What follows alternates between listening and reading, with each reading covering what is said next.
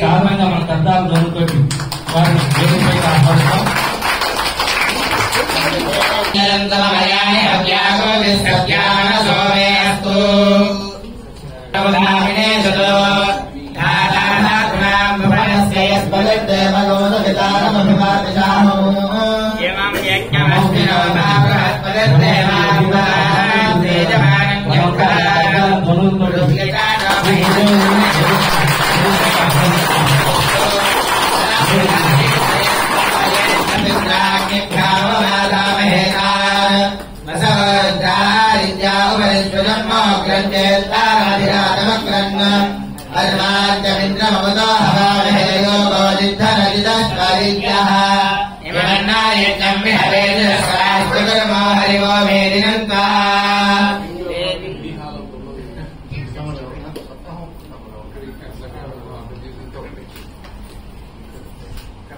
శ్రీ గౌరవ సంపాదకులు ఉత్తమ ప్రధానోపాధ్యాయ అవార్డు గ్రహీత గురజాడ అప్పారావు స్మారక బంగారు పతాక విజేత ఇటువంటి అంటే ఈ బిరుదులు ఎందుకు వచ్చాయండి అని అంటే వారు కేవలం చేసినట్టు అంటే సాధారణంగా ఈ వయసు వచ్చిన తర్వాత ఏదో యాత్రలు చేసుకుంటూ మనం గడిపేయచ్చు. కానీ అలా కాదు, వీరు ప్రత్యేకంగా అవధాన సప్తకాలని అవధాన సప్తాహాలని ఇలా యువకుల్లో ఎవరికైనా సరే అవధానం నేర్చుకోవాలి అని అంటే వారు మేము దగ్గర నుండి నేర్పిస్తాం. ఒక వారం రోజులు మీరు మా దగ్గరికి వస్తే మేమే ఆహార నుంచి అష్టావధానాల వరకు తీసుకెళ్లిపోతామని గురుదేవులు తెలియజేస్తూ ఉంటారు. శ్రీ మరుమాముల దత్తాత్రేయ శర్మ గారు వారిని మరొకసారి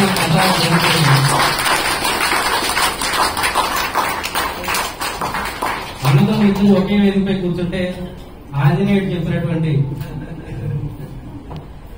రాముడు ఎలాంటి వాడు చెప్తే రాముడి గురించి చెప్పేసి లక్ష్మణుడు ఎలాంటి వాడేమో అంటే రంగు తప్పించి మిగతా వర్ణనంతా అలాంటిదేనమ్మా అంటారు. వీరు మరుమాముల వెంకటరమణ శర్మ గారు అని చెప్తే మనలో చాలా మంది తెలిసినా తెలియకపోయినా దర్శనం శర్మ గారు అంటే మనకి నిలువెత్తు నిదర్శనంగా కనిపిస్తూ ఉంటారు. మన దర్శనం శర్మ గారు వీరు ప్రధానంగా మన దేశం, మన ధర్మం, మన వేదం, మన శాస్త్రం అనేటువంటి ఈ 4 స్తంభాలపై దర్శనం మాసపత్రిక నిర్వహిస్తున్నారు. అందులో ఎంతకు అంటే గత 19 సంవత్సరాలుగా ఎన్నో సభలను అదేవిధంగా శ్రీ శ్రీ శ్రీ భారతీ తీర్థ మహాస్వామి వారికి, కంచి కామకోటి పీఠాధిపతి శ్రీ శ్రీ శ్రీ జయేంద్ర సరస్వతి మహాస్వామి వారికి, శ్రీ శివానందమూర్తి గారికి, శ్రీ శ్రీ శ్రీ సిద్ధేశ్వరానంద భారతీ స్వామి వారికి, శ్రీ శ్రీ శ్రీ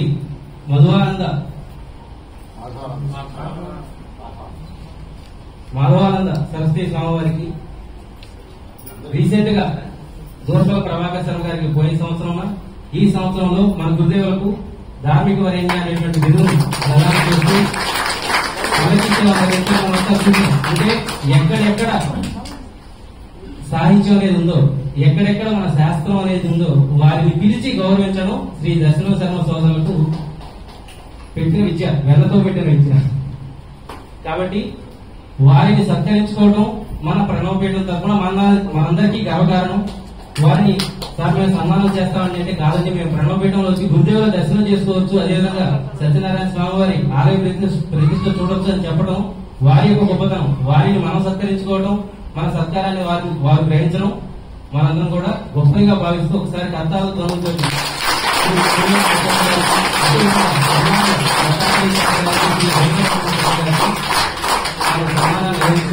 వారి గురించి శ్రీ గురుదేవులు ప్రసంగిస్తారు. దేవి ఆచార్య గారు వారితో పాటుగా ఉన్నారు.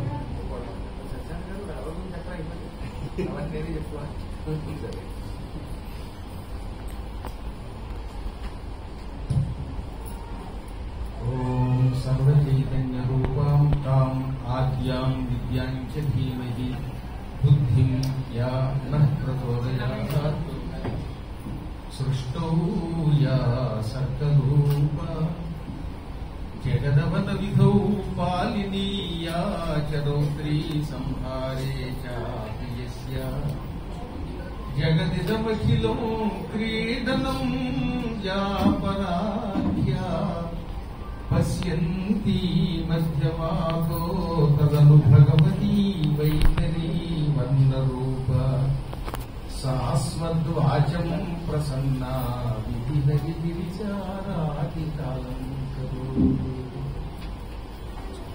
శుక్లాంబరధరం విష్ణు శశివర్ణం చతుర్భుజం ప్రసన్నవదనం ధ్యాయేత్ సర్వవిఘ్నోపశాంతి. అందరూ చెప్పండి శ్రీ మహాగణాధిపతి నమః. శ్రీ గురుభ్యో నమః. మహాసరస్వతి ఎంతో మంది మహానుభావులైన భక్తుల సంకల్ప బలంతో నడుస్తున్నది ఈ ఆధ్యాత్మిక కేంద్రం. అన్నిటికంటే భగవంతునికి భక్తులంటే చాలా ఇష్టం.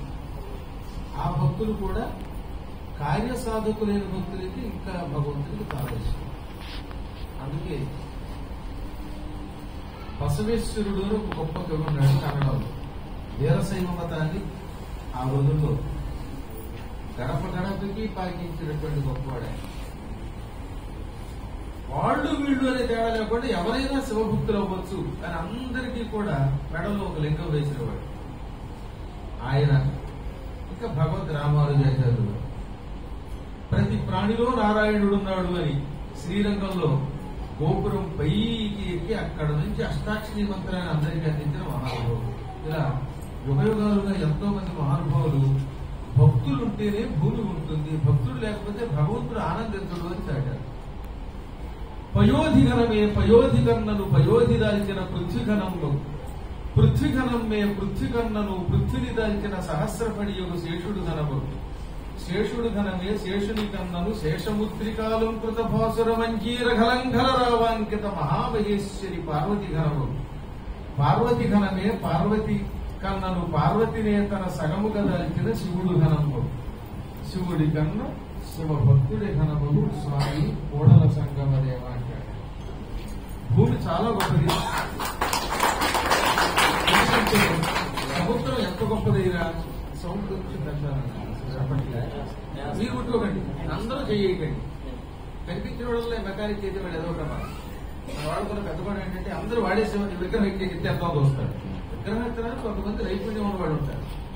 అలాగే వైపు పెంచాలన్నా తగ్గించాలన్నా దాని నిపుణులు దానికి ఉండాలి అన్నమాట. అలా కాకుండా దేవరకొండ వారు ఎత్తారనుకోండి ముందు కూడా పోతుంది. ఆయనేమో పారాయణ చేయడానికి. సముద్రం చాలా పెద్దది, కానీ సముద్రం కంటే మనలాంటి ప్రాణులకు ఆలవాలమై జీవుల్ని బతికిస్తున్నటువంటిది భూమి. కాబట్టి నీటి కంటే భూమి గొప్పది అన్నారు. సముద్రం ఎంతో గొప్పది, పెద్దదైనా దానితో పోలిస్తే భూమి చిన్నదైనా మానవుల వంటి జీవులకి ఆలయాలకి నిలయం కనుక, సంస్కారానికి నిలయం కనుక, భగవంతుడిని పొందడానికి సరైన సాధనం కనుక భూమి గొప్పది అన్నారు. ఆ తర్వాత మళ్ళీ ఉన్నాడు భూమి గొప్పది కాదు, ఎందుకంటే ఈ భూమిని 1000 పడగల మీద మోసుకున్న ఆదిశేషుడే లేకపోతే భూమి లేదు. భూమి సముద్రంలో కలిసిపోకుండా ఈ ప్రాణులు చచ్చిపోకుండా కాపాడుతున్న కూడా ఆదిశేషుడు. తన 1000 పడగల మీద నిరంతరం భూమండలాన్ని మోస్తున్న మహానుభావుడు శేషుడు గొప్పవాడు. ముందే ఉన్నాడు సముద్రం గొప్పది, కానీ దానికంటే భూమి గొప్పది. మళ్ళీ ఇప్పుడు అన్నాడు భూమి గొప్పది, కానీ భూమి కంటే భూమిని మోస్తున్న సహస్రపడి శేషుడు గొప్పవాడు. శేషుడు గొప్పవాడా? అబ్బే ఆయన గొప్పవాడు కాదు. ఎందుకని ప్రతి 1000 సంవత్సరాలకు ఒకసారి ఆదిశేషుడికి శక్తి తగ్గిపోయి భూమిని మొయ్యలేక మొగ్గుతాంటే కదా. అది నేను చెప్పడం కాదు, భాగవతం చెప్పింది. వామనావతారంలో విష్ణుమూర్తి ఎగిరి గంతేస్తే ఆ భూమి భారానికి ఆదిశేషుడు మృక్య గొడనియంద్రుండు అన్నాడు. చాలా పర్యాయాలు అలాగా ఆదిశేషుడి పడగలు కిందకి దిగిపోయి బాలిపోతాయి. పొద్దుటే లేచి 8 గంటల కందరాడే లేచి ఆ తదనంతరం ఎన్నెన్నో కార్యక్రమాలు చేసి మధ్యాహ్నం భోజనం చేసి స్థిర పడుకుందాం అనుకున్న సమయానికి సన్మాన సభకి మళ్లీ వచ్చే సమయానికి గొంతుకు లేవక ఇబ్బంది పడుతున్న ఒక ఆయన ఉన్నారు ఎదురుకుండా. ఆయన ఎలాగైతే వాడిపోయాడో అలాగే ఆదిశేషుడు కూడా భూమిని మోసి మోసి 1000 ఒకసారి వాడిపోతూ ఉంటాడు. అప్పుడు ఏమైపోతుంట ఆయన పడగలు ఎండలో పెట్టిన తామరతూడులో ఉన్నాయన్నారు. అసలు నాకు ఆశ్చర్యం కలుగుతుంది. ఎండలో పెడితే తామరకాడలు ఏమైపోతాయి? నీళ్లలో ఉన్నంత వరకు నవనవలు ఆడతాయి. పద్మాకరంలో ఉన్నంత వరకే పద్మానికి విలువ. ఒకసారి అందులో బయటకు వస్తే దాని విలువ పోయినట్టు. అందులో పుట్టే హాయిగా సూర్యుడి యొక్క కిరణానికి వికసిస్తుంది. అందుకని కమలములు నేటవాసిన కమలాప్తుని రశ్మి సోకి కమలిన భంగ్యం తమ తమ నెలవులు దక్కిన తమ మిత్రుడు శత్రుడు గుండ తథ్యము సుమతి అని సుమతి శతకంలో శతకం ఉందిలేండి ఉండేది. పాపం దాన్ని మన వాడు కూడా చదివేవారు. అందులో వైద్యం చెరువులో ఉన్నంత వరకు తామర పువ్వు మీద ఎండబడితే అది వికసిస్తుంది. అప్పుడు సూర్యుడు కమలాప్తుడు, కమలబంధుడు, పద్మబాంధవుడు. ఒక్కసారి చెరువు నుంచి పీకి ఎండలో వేయండి ఒడ్డు మీద, అప్పుడు ఈ ఎండకి ఏమైపోతుందో తామర పువ్వు కమిలిపోతుంది, మాడిపోతుంది. కాబట్టి ఎవడైనా తన స్థాయిలో తనుంటే, తన లెవెల్లో తనుంటే జాగ్రత్తగా ఉండవలసిన చోటు ఉంటే వాడి గౌరవం, లేకపోతే వాడి గౌరవం తగ్గిపోతుంది. అలాగే వాడిపోయిన తామర తూడులాగా ఆదిశేషుడి పడగలు అలా కమిలి వారిపోయి భూమిని మొయ్యలేకపోతున్నాయి. అప్పుడు భూమి కొంచెం కిందకి దిగుతుంది, అప్పుడు భూకంపం ఏర్పడుతుందని చేస్తుంది. ఆ సమయంలో పార్వతీదేవి ఏం చేస్తుంది, ఈ ఆదిశేషుడిని టక్కన చేతితో పట్టుకుని తాత్కాలికంగా తన శక్తితో భూమిని సముద్రంలో కలిసిపోకుండా నిలబెట్టి మళ్ళీ భూమి నిలబెడుతుంది తన శక్తితో, ఆధార శక్తితో. ఆ తర్వాత ఆదిశేషుడిని కాలికి చుట్టుకుంటుంది.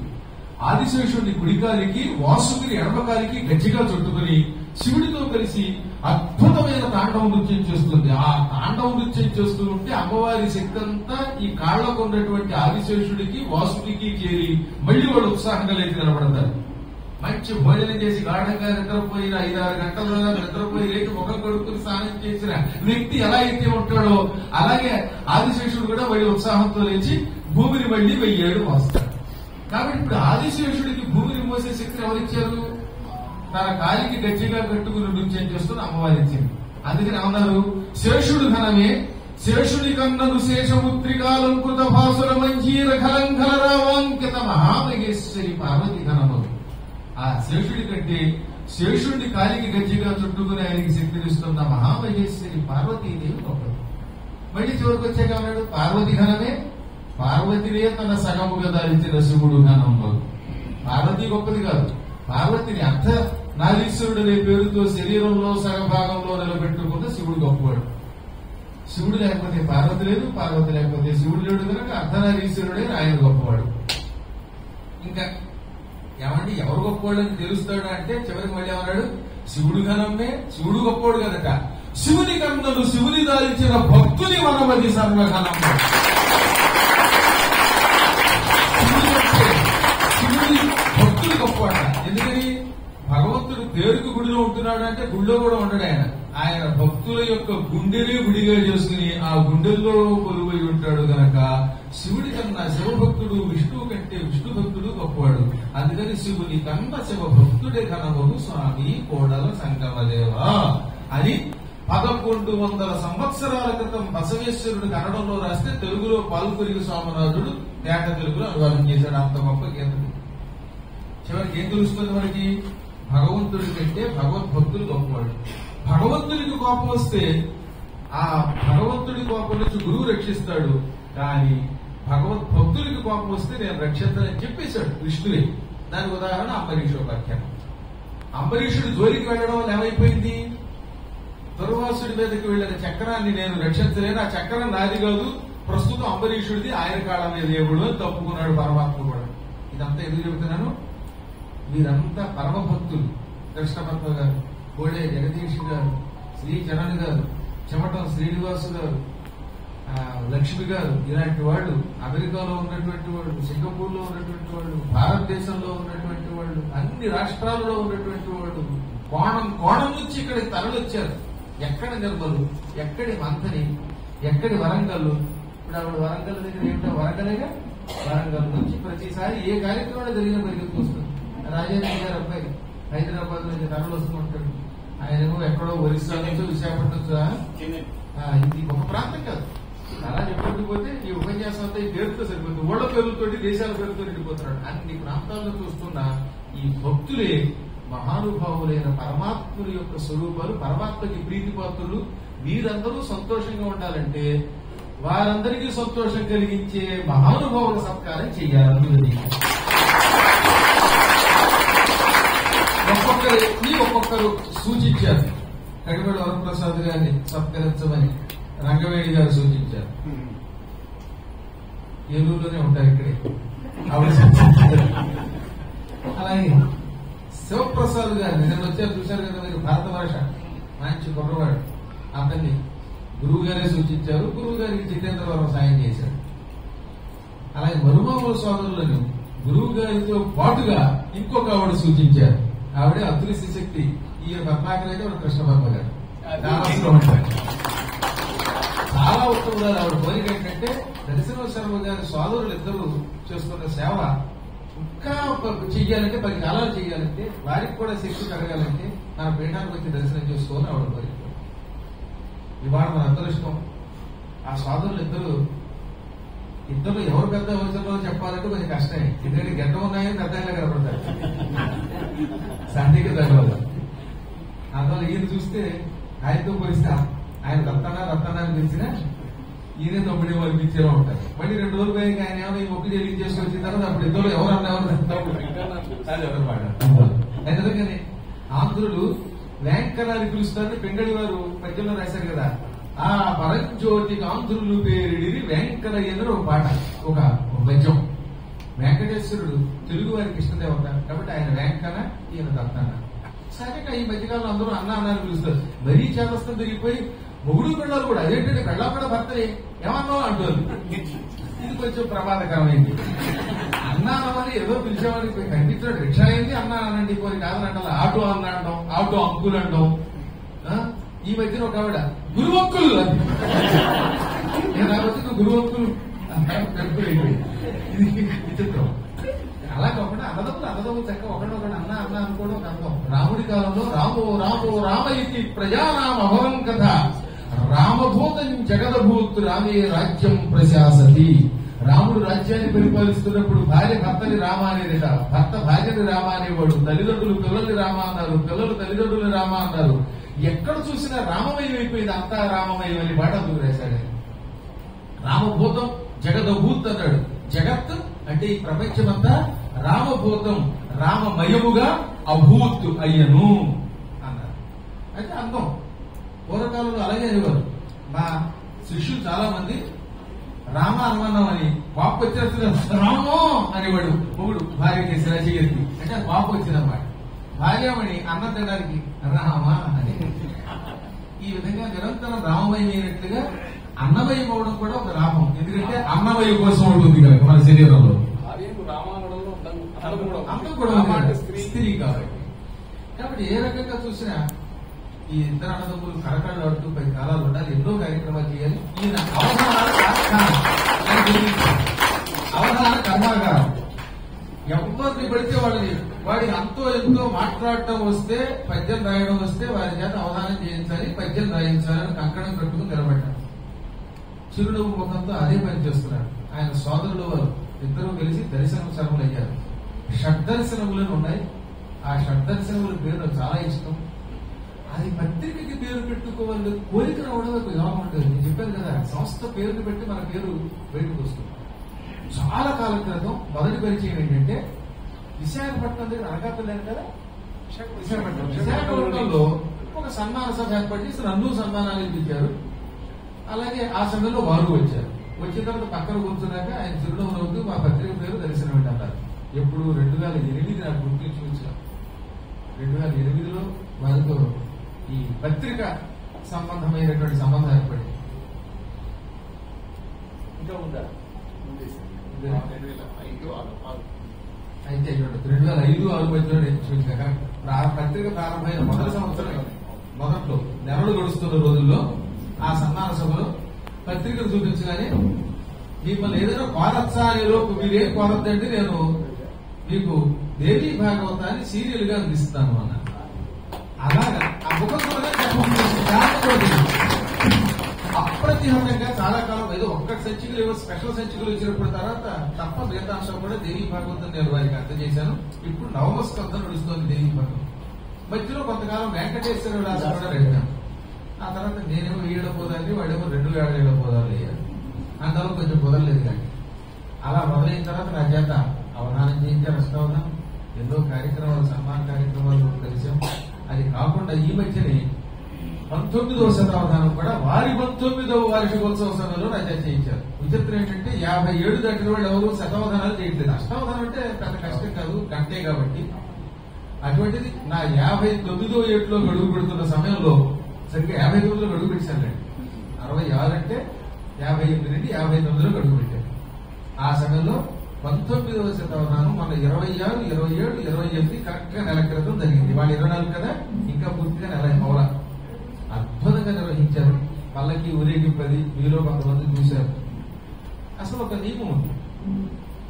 మా తమ్ముడు ఏదన్నా పని తలపెట్టాడు కానీ తలపెడితే మాత్రం ఆ కార్యక్రమం ఏం చేస్తాడో తెలియదు కానీ అది చాలా అద్భుతంగా జరుగుతుంది. వాడు అన్నగారు సర్టిఫికేట్ ఇచ్చారు.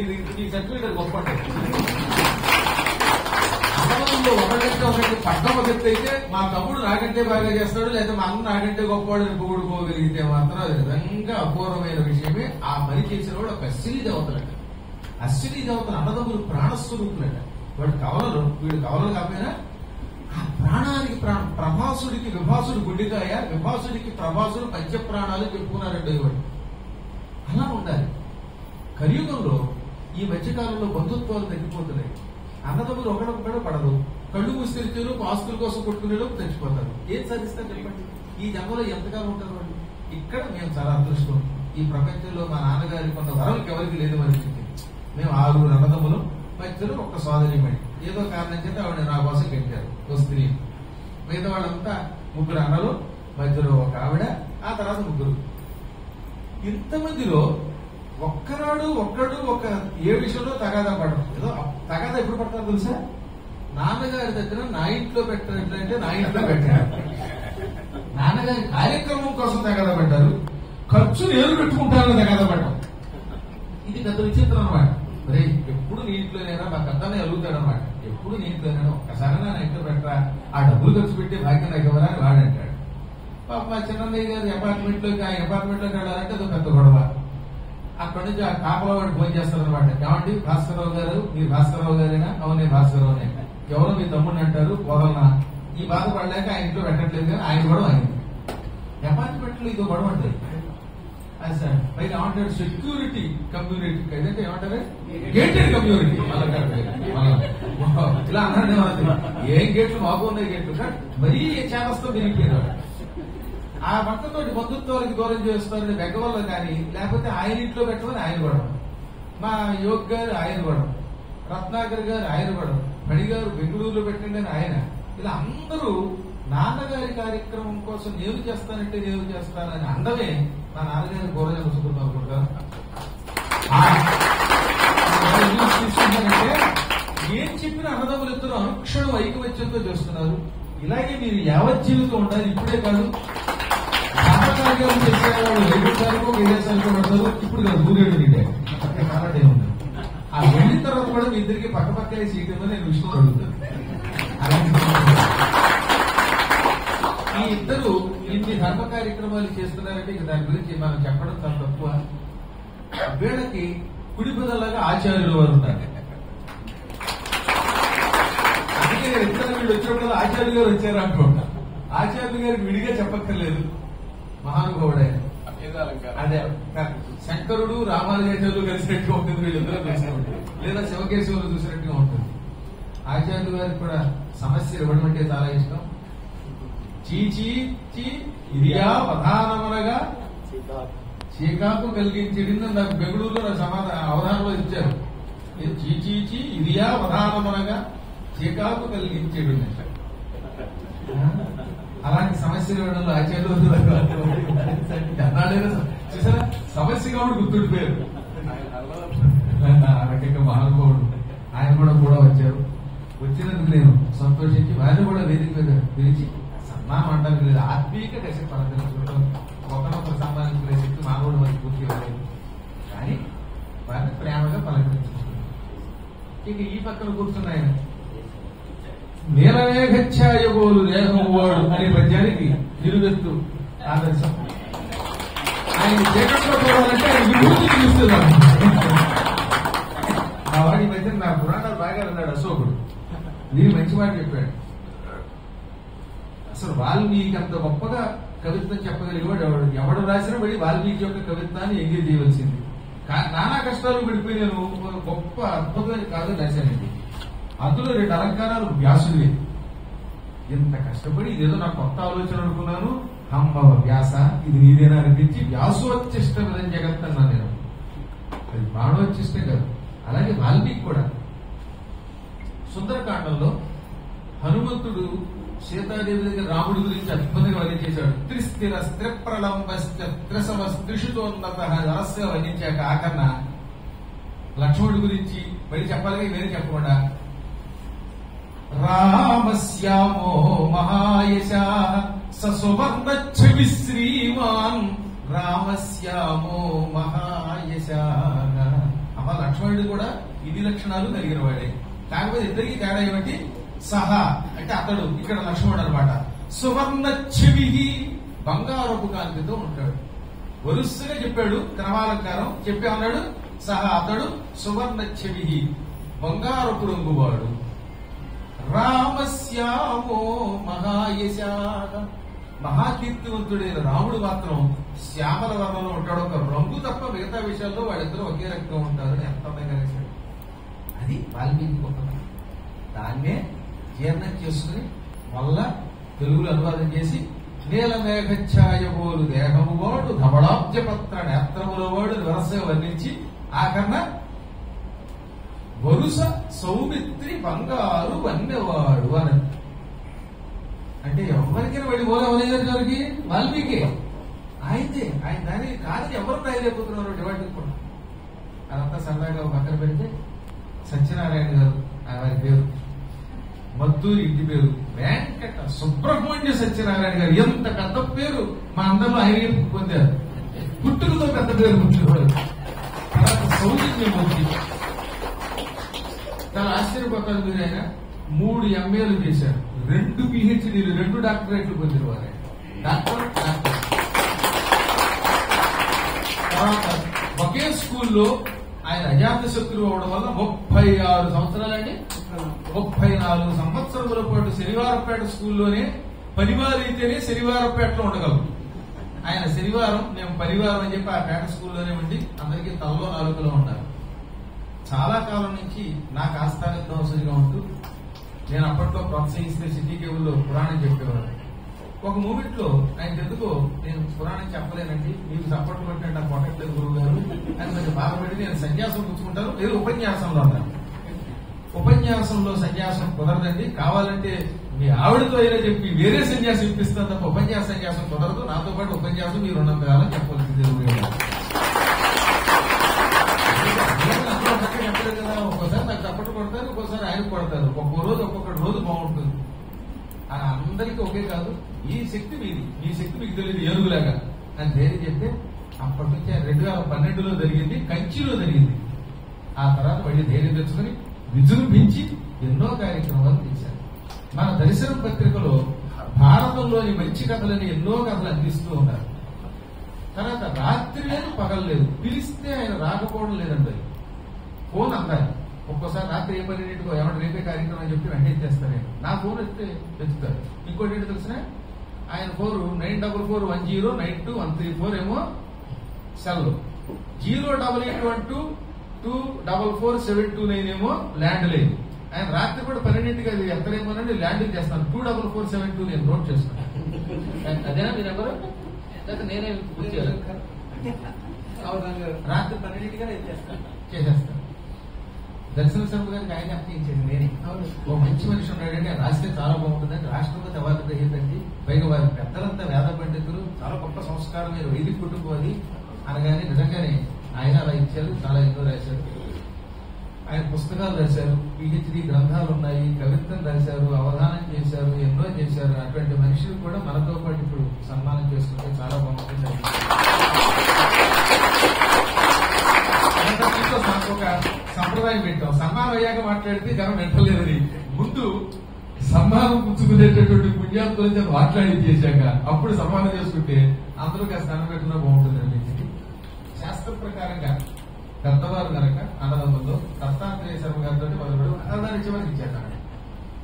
అందులో దత్తాత్రేయ శర్మ గారు మాట్లాడాక, వెంకటరమణ శర్మ గారు కూడా మాట్లాడాక, కేవీఎన్ కదండి నా ఆచార్యుల వారు కూడా మాట్లాడాక, సత్యనారాయణ గారు మాట్లాడాక, దీంతో పాటు ఈ సన్మానంలో తమ కంఠంతో తుక్కుదిరించేసి ఇక్కడ ఉన్నటువంటి దోమలకు కూడా సంగీతం నేర్చేశారు. అసలు అసలు కనపడలేదండి వాళ్ళలో. అందులో సామవేదం చదువుతున్నారంటే అమ్మ బాబు అలా కూర్చున్నవాడు కూర్చున్నాడే చదువుతూనే ఉన్నాడే. నాకు ఆశ్చర్యం కలిగింది.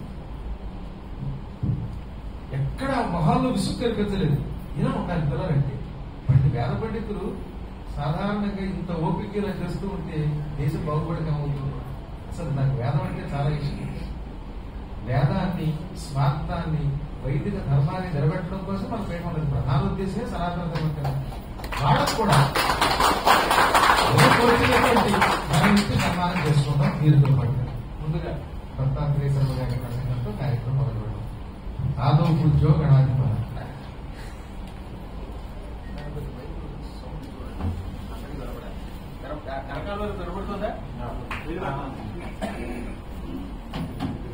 శ్రీమాత్రే నమః. శారదా శారదాంభోజ వదనా వదనాంబుజే సర్వదా సర్వదాస్మాకం సన్నిధి సన్నిధి క్రియాత్. ఓంకార రూపదత్తాయ ధూమానంద ప్రదాయినే భువనత్రాణ దక్షాయ స్వతః సిద్ధాయ తే నమః. శ్రీమాతృగురుభ్యో నమః. మాఘ పౌర్ణిమ పరమ పవిత్రమైనటువంటి పర్వదినం. ఈ పర్వదినం కోసం దేవతలంతా ఎదురు చూస్తుంటారు.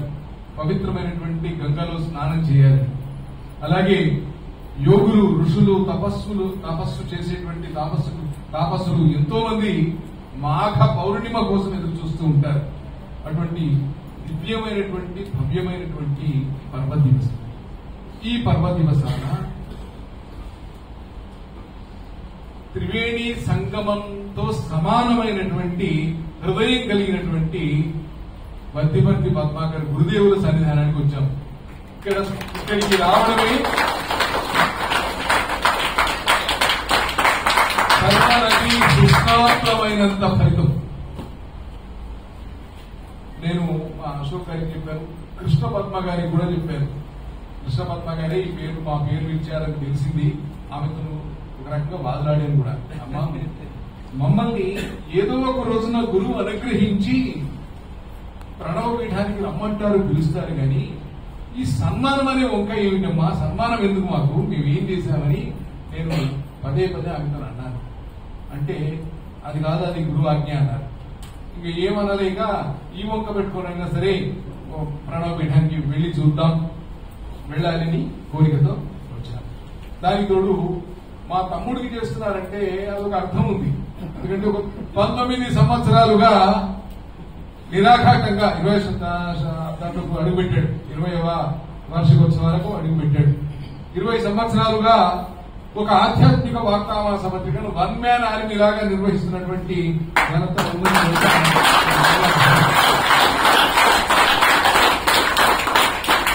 నేను సాధారణమైన ఉపాధ్యాయుడిగా జీవితాన్ని ప్రారంభించిన వాడిని. తెలుగు ఉపాధ్యాయుడిగా జీవిత రంగంలోకి ప్రవేశించి, ఉద్యోగ రంగంలోకి ప్రవేశించి ఉద్యోగ విజయాలు సాధించారు. ఉద్యోగ విజయాలు, ఎందుకు పాండవ ఉద్యోగ విజయాలు తెలుసు కదా, ఉద్యోగ విజయాలు చాలా సాధించారు. అంటే ఒక తెలుగు మాస్టర్ చేయవలసిన పనులన్నీ చేసి చూపించారు. నేను ఇక్కడ నా పక్కన ఉన్నటువంటి మా కేవీఎన్ ఆచార్యుల వారు కూడా, మా ఇద్దరిది ఒకే డిపార్ట్మెంట్, ఒకే కంపార్ట్మెంట్, మేము కలిసి ప్రయాణం చేశాం. అదృష్ట విశేషం ఏంటంటే ఇద్దరు క్లాస్మేట్ లో, ఇద్దరు రిటైర్మెంట్ కూడా ఒకే నెల తేడాతో. ఆయన మేలో రిటైర్ అయితే నేను జూన్ లో రిటైర్ అయ్యాను, అంతే. అలా మా ఇద్దరికి సరస్వతి మాత ఒకే స్పూన్ తో 2 సార్లు అన్నప్రాసం చేసిందేమో, అలా చేసి ఉంటుంది. అందుకని మాకు ఇలా ఈ అనుబంధం ఏర్పడింది. ఇక తెలుగు భాష నాకు తిండి పెట్టింది. తెలుగు భాష నాకు జీవితాన్ని ప్రసాదించింది.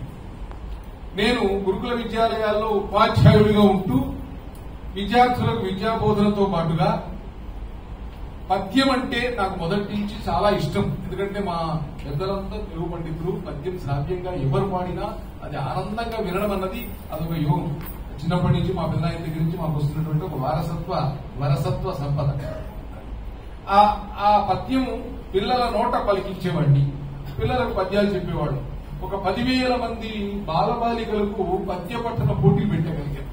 10,000 మంది విద్యార్థులు పద్య పఠన చేసి ఒక్కొక్క విద్యార్థి చదువుతుంటే 500 పద్యాలు ఆగకుండా ఒక అబ్బాయి చదివాడు. అది మా రికార్డు. 500 పద్యాలు. రమణాచార్య గారి నిర్వహణ సాధన సాహితీ శ్రవంతరి సంస్థ, నేను ఆచార్య వారు మేము జడ్జిలుగా ఉన్నాం. కూర్చున్నాం. మాకు పిల్లవాడిని ఇచ్చారు. ఆ పిల్లవాడు చదువుతున్నాడు. నిలబడి పద్యాలు చెప్తున్నాడు. ధార. నాకు అనిపించింది ఆ పిల్లవాడు మరొక బద్దిపంతి గారు అవుతారు. అలాంటి పిల్లలను చూసిన తర్వాత మనం ఒకవేళ ఈ పద్య విద్యను మరొక తరానికి అందించకపోతే ఇది ఎక్కడికి ఆగిపోతుంది. ఇవాళ ఎటు చూసినా ఆంగ్ల మాధ్యమాలు, ఇంగ్లీష్ లో మాట్లాడమే గొప్ప అనుకునేటువంటి స్థితిలో ఉన్నాం. ఇటువంటి స్థితిలో తెలుగు మాట్లాడితేనే నామూషిగా భావిస్తున్నటువంటి రోజులలో తెలుగు మాట్లాడడం, తెలుగు పలుకుబడులను పెంచుకోవడం, తెలుగు సంభాషణలు, వాళ్ళ భోజనాలు చేస్తుంటే రైస్ రైస్ అంటుంటే నాకు చాలా బాధ అనిపించింది. వైదిక కార్యక్రమాలు చేసుకుంటూ ఇంత చక్కగా కార్యక్రమాల్లో కూడా ఒడ్డలలో రైస్ రైస్ అంటున్నారు. అంటే ఈ పద్ధతి పోవాలి. మన పేర్లు ఉన్నాయి. మనకి చిన్నమ్మ వేరు, చిన్నాయన వేరు, మేనత్త వేరు, బావగారు వేరు. ఇవన్నీ ఆంగ్ల పర్యాయ పదాల్లో లేవు. వాళ్ళకి లేవు. అంకుల్ లేదా ఆంటీ. వాళ్ళ అమ్మల్ని మమ్మీ అంటే మురిసిపోతున్నారు. మమ్మీకి అసలు అర్థం తెలిస్తే ఏదని పిలిపించుకోరు. డాడీ అన్నదానికి అర్థం లేనటువంటి పదం అది. అవన్నీ పోయిన ఇందాక వారు అన్నదమ్ముల గురించి చెప్పుకుంటూ అన్న తమ్మి ఒకరినొకరు పిలిచి ఇవాళ అది పోయి బ్రదర్ అనే సంబోధన కూడా పోయి బ్రో అంట. Hi bro. ఇది వాటి పరిస్థితి. మదర్ ను మామ్ అని పిలవడం. ఇవి ఇట్లాంటి సంస్కృతి వస్తున్న సమయంలో ఇవాళ తెలుగు మాట్లాడమే కష్టమైతే మరి పద్యాన్ని ఎలా బతికిద్దాం అనంటే పద్యాన్ని బతికించడానికి అనేక మార్గాలు ఉన్నాయి.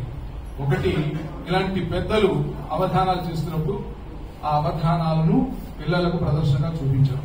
ఇక్కడ నా జీవితంలో నేను 2 లక్ష్యాలు ఎంచుకున్నాను. ఇక్కడ ఏదో సన్మానం చేస్తానంటారు కానీ ఎందుకు నాకు సన్మానం నాకు కూడా పనికి వస్తుందో చెప్పడానికి సమర్థించుకుంటున్నాను. ఏదో కారణం సమర్థించుకుంటాను. పద్యం దాన్ని మరొక తరానికి తీసుకుపోవాలనే ప్రయత్నం ఒకటి చేశాను. అది నేను ఉపాధ్యాయుడిగా నా వరకు నేను సక్సెస్ అయ్యాను. చాలా మంది విద్యార్థులు పద్యాలు రాయడమే కాదు, మా పిల్లలు అష్టావధానాలు కూడా చేశారు. గురువు గారు, ఇది మాకు అదృష్టం. మా పిల్లలు అష్టావధాన రంగంలో కూడా ఉన్నారు. అలా తయారయ్యారు. అది అవధానం పట్ల, పద్యం పట్ల మాకున్నటువంటి నాకు ఆచార్యం. నేను అంటే ఇక్కడ నేను ఒకటిగా ఆచార్యం కూడా కలుపుకుంటాను. మేము చేసిన ప్రయత్నం, మేము ఇద్దరే గురుకుల విద్యాలయాల నుంచి బయటకు వచ్చి తిరిగి కార్యక్రమాలు చేస్తాం. ఇక రెండవ పార్శ్వం ఏమిటంటే దివాకర్ల వెంకటావధాని గారు, తర్వాత కుర్తాళం పీఠాధిపతులు ఇప్పుడు వారు ప్రసాదరాయ గురుపతి గారు, ఇలాంటి పెద్దలంతా భువన విజయాలు వేస్తూ ఉంటే ఆ భువన విజయాలు నేను చాలా ఎంఏ చదువుతున్నప్పుడు నేను చూసేవాడిని. గురువు గారు కూడా ఆ భువన విజయాలు వేసినప్పుడు నేను చూశాను. గరికపాటి వారు వారు కలిసి వేశారు. మీరు ధూర్జెట్టిగానో లేకపోతే తెనాలి రామకృష్ణుడుగా కూడా వేశారు. మీరు ఇవి చూశాను. నేను చూసి నేను స్వతహాగా వాళ్ల బృందంలో కొంతకాలం భువన విజయాల్లో నేను కూడా కలిసి వెళ్లి చేశాను. కుర్తాళం వారితో కలిసి భువన విజయం వేసిన గుర్తులు నాకు ఇంకా ఉన్నాయి.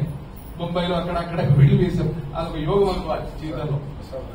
ఆ తర్వాత ప్రసాదరాయ గురుపతి గారు, ఆ తర్వాత వారితో కలిసి పత్రికా దర్బారులు వేశాం. దేశమంతా తిరిగాం. ఢిల్లీ వెళ్లాను, ముంబై వెళ్లాను. వారితో కలిసి ఇంకా చాలా ఉన్నాయి. అలాగే గండూరి దత్తాత్రేయ శర్మ అవధాని, శతావధాని గారు, ఆయన ద్రోణాచలంలో ఉంటారు.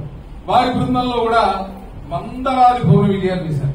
అక్కడ నేను తిమ్మరుసుని, ఆ బృందంలో నేను తిమ్మరుసుని. హైదరాబాద్ లో నేను ఒక బృందం ఏర్పాటు చేశాను. నా బృందంలో నేను కృష్ణదేవరాయలుగా మా ఆచార్యుల వారు అనేక పాత్రలలో ఆయన ఏ పాత్రకైనా ఇమిడిపోతారు. ఆయన పాదరసం వంటి వాడు. అన్ని పాత్రల్లోకి ఆయన తీసుకుని మేము మా బృందం ఒకటి ఏర్పాటు చేసి దేశం మొత్తం తిరిగామండి. ఇది తెలుగు ఉపాధ్యాయుడిగా నాకు సంతృప్తి ఇచ్చినటువంటి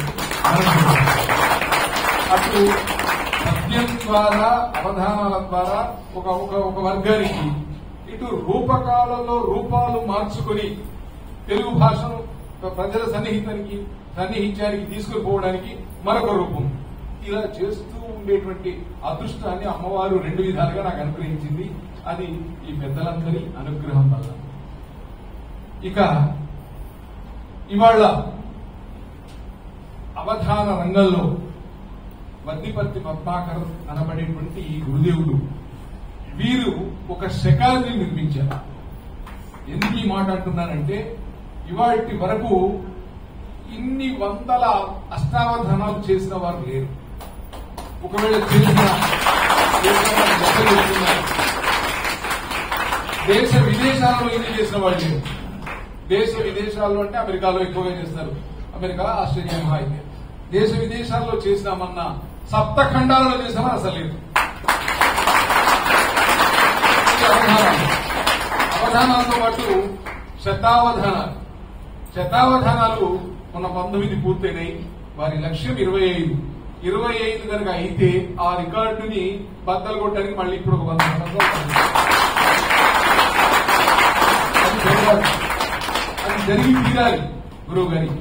అయితే నా అదృష్టం ఏంటంటే వారి 12వ శతావధానంలో నేను ప్రత్యక్షంగా అంటే అంతకుముందు మేము అవధానం చేయించినా అవధాన సప్తాహాల్లో వారి అవధానం చేయించినా ఇంకొక అష్టావధాన సభకు నేను అనుసంధానకర్తగా కూర్చున్నా అవన్నీ లెక్క కాదు. 12వ శతావధానానికి వారి దగ్గర కూర్చొని వారి విద్వత్తులు చూసి నేను సంభ్రమాశ్చర్యాలకు గురయ్యాను. ఒక సరస్వతి మాత ఈ రూపంలో వచ్చి కూర్చుని ఇలా భాషిస్తున్నా వారు అవధానం చేశారు. నేను నా పక్కన సాధన నరసింహాచార్య అనే మా మిత్రుడు కూర్చొని మేము ప్రతిరోజు మేము ఆశ్చర్యమే. ఏమి ధారణ, ఏమి ధార, ఏమా ప్రవాహము, ఏమా అప్రస్తుత ప్రసంగానికి సమాధానాలు అలవోకగా చెప్తున్నారు. వారి ముఖంలో ఇంత అలసట గాని వారి ముఖంలో ఇంత విసుగు గాని లేకుండా ఎంత క్లేశమైన సమస్యలు ఇచ్చినా ఈ క్లేశమైన సమస్యలు అంటే నేను శ్రీకాకుళంలో చూశాను. మనకి అన్ని సమస్యలు అలాంటి కృష్ణప్రాసంలో ఇచ్చారు. అలాంటివి ఇచ్చినా ఏమాత్రం విసుగన్నది లేకుండా వారు చేసినటువంటి పద్ధతి అవధానం చూసి ఆశ్చర్యం. చాలా మంది అవధానం చేస్తుంటే ముఖం మార్చుకుంటారు, విసుక్కుంటారు. పక్కనున్న సంధానకర్త అందిస్తుంటారు. ఇలా అడగడం ప్రాష్టికడం, నువ్వు ఈ ప్రత్యేక రాసుకొచ్చావా, ఇలాంటి ప్రశ్నలు ఇస్తుంటారు. ఇవన్నీ మేము గమనించాం. అలాంటివి ఏమీ లేకుండా అవధాన సరస్వతి రూపంలో వారు నిలబడడం గొప్ప విశేషం. సమాంతరంగా వీరి అవధానాలతో పాటుగా వీరి ప్రవచనాలు నేను అంటే 2-3 ఏళ్లుగా వారి వీడియోలన్నీ చూస్తున్నాను. వారి ప్రవచనాలన్నీ విన్నాను. ఎన్ని ప్రవచనాలు, వారి చేసినటువంటి సాధన, వారు చేసినటువంటి తపస్సు, బదరి కేదారాదులలో చిన్న వయసులోనే వారు భగవత్ సాక్షాత్కారాన్ని పొందడం వంటి విషయాలు తలుచుకుంటే ఈ మహనీయుని దర్శించడానికే నేను ఇక్కడికి నిజంగా చెప్పాలంటే దానికోసమే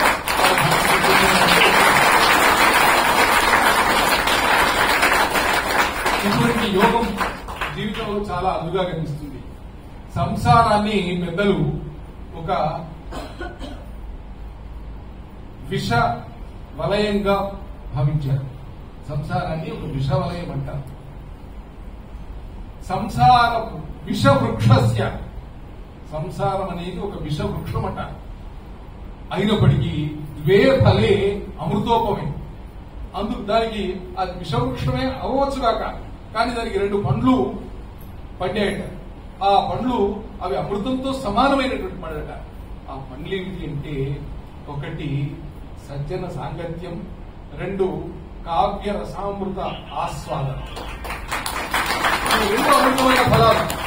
మనకి జీవితంలో ఎన్నాళ్లు జీవించామన్నది కాదు, రోజు జీవిస్తాం, 24 గంటలు జీవిస్తాం. మన వాళ్ళంతా బతికే ఉన్నాం, నిన్న బతికే ఉన్నాం, ఇవన్నీ బతికే ఉన్నాం అనుకున్నది జీవితంలో బతికినట్టు కాదండి. సజ్జనుల మధ్యన కూర్చోవడం అది బతికిన క్షణం. అలాగే చక్కని గ్రంథాన్ని వినడం లేదా వారి అవధానాన్ని వినడం నిజంగా మనం బతికినటువంటి క్షణం. అలాంటి క్షణాలే మనం బతికినట్టుగా లెక్క వేసుకుని మన ఆయుర్దాయాన్ని అలా లెక్క వేసుకోవాలి. నేను 100 ఏళ్లు బతికానని చెప్పుకోవడం లెక్క కాదు. నేను వద్దిపర్తి పద్మాకర్ గారి అవధానంలో 20 గంటలు కూర్చున్నాను. నా జీవితం 20 గంటలు, అది లెక్క. అలా వేసుకోవాలి. అలా సంసారం విషవృక్షం అయినప్పటికీ కూడా అమ్మవారు అమృత ఫలాలు ఇస్తూ ఉంటుంది. ఆ అమృత ఫలాలు ఇలా గురువు గారి రూపంలో, పెద్దల రూపంలో మనకు అనుగ్రహం అందించింది. ఇటువంటి అనుగ్రహానికి పాత్రుడైనందుకు నన్ను నేనే ధన్యుడిగా భావిస్తూ మీ అందరినీ చూసి తర్వాత గురువు గారి పట్ల మీకున్నటువంటి అపారమైనటువంటి గురుభక్తిని, కృష్ణపట్ల ఎక్కడ సముద్రాల కవతల కూర్చుంటారు, ఎక్కడి అశోక్ గారు, ఎక్కడ మలేషియాలో పవన్, ఎక్కడి పవన్, ఆ పవన్ 100 పద్యాలు రాసి ప్రింట్అవుట్ పంపాడు. వారు ఎక్కడికి పోతే వారు అక్కడ వీడియో మాకు బెంగళూరులో కనిపించారు. ఎక్కడ చూస్తే అక్కడ వారు ఏమి సేవ, గురు సేవ అంటే ఇది నిజమైనటువంటి గురువు పట్ల ఉన్నటువంటి అవ్యాజమైనటువంటి ఆ గురువు అనుగ్రహాన్ని పొందడం అన్నది మీ అదృష్టం. గురువు పట్ల మీరు చూపిస్తున్న ప్రేమకు ముగ్ధుడైపోయి ఎంతో మంది గురువులు ఉన్నారు, ఎంతో మంది శిష్యులు ఉన్నారు, కానీ ఇటువంటి గురువు ఉండడం, ఇలాంటి శిష్యులు ఉండడం చాలా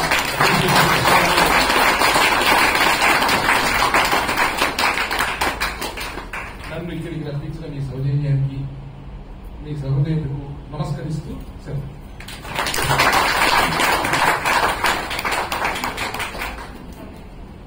ఒకసారి గుడిబడి వాలంటీర్లు ఒకసారి చేరుకుంటాయి. గుడిబడి హైదరాబాద్ వారు మాత్రం చేరుకుంటారు. గుడిబడి కర్నూలు, గుడిబడి వరంగల్, గుడిబడి ఒంగోలు, ఇలాగా దేశంలో దాదాపుగా ప్రతి రాష్ట్రంలో గురువుగారి ప్రవచనమైన ప్రతి ఒక్కరు కూడా ప్రతి చోట గుడిబడి నిర్వహిస్తున్నారు. వారు గుడిబడి గురించి తెలుసుకున్నారు. గుడిబడి గురించి వింటుంటే వారు చాలా ఆశ్చర్యపోయారు. ఎంతమంది ఉన్నారండి అంటే కేవలం హైదరాబాద్ లో 200 మంది ఉన్నారు, ఇంకా ఎక్కువే ఉంటారు. ఒక్కొక్క ఆలయాన్ని గురించి శుద్ధి చేసేటప్పుడు మొదట్లో అయితే విశ్వనాథ్ గారు అంటే గురువు గారు అల్లుడు గారే 50 మందికి 100 మందికి వండించి తీసుకొచ్చేసేవారు.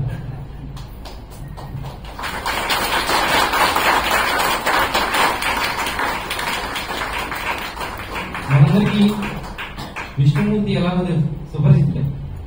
అదేవిధంగా ఏదో ఎప్పుడైనా సరే దేవతలకి రాక్షసులకి యుద్ధం వచ్చింది అంటే ముందుగా విష్ణుమూర్తి రాడు. ఆయన వెనక ముందుగా విశ్వక్షేణుడు వస్తాడు. విశ్వక్షేణుడి చేతిలో వేరే పెద్ద పెద్ద ఆయుధాలే ఉండవు. విశ్వక్షేణుడి ఆయుధం బెత్తం అంటే కర్ర అనమాట. విశ్వక్షేణుడు వస్తున్నాడు అని అంటే రాక్షసులందరూ పారిపోతుంటారు. అలాంటి ఈ రోజుల్లో ఎక్కడన్నా ధర్మానికి హాని జరుగుతుంది, ఎక్కడన్నా తప్పు జరుగుతుంది అని అంటే మన దర్శన శర్మ గారు విశ్వక్షేణుడు లాగా వెళ్ళిపోతున్నారు.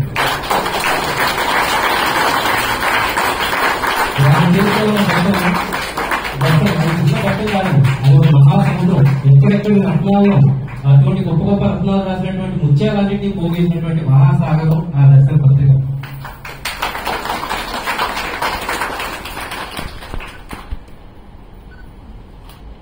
ఇక వారి గురించి నాకు చాలా చిన్న పరిచయం ఉందండి.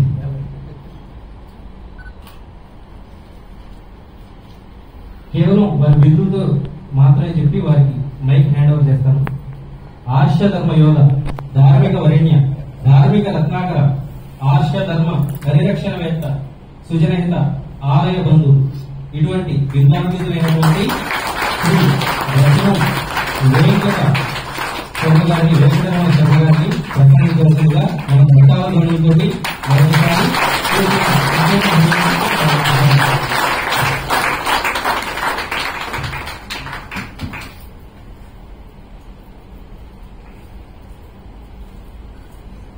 సభా సరస్వతికి నమస్కారం.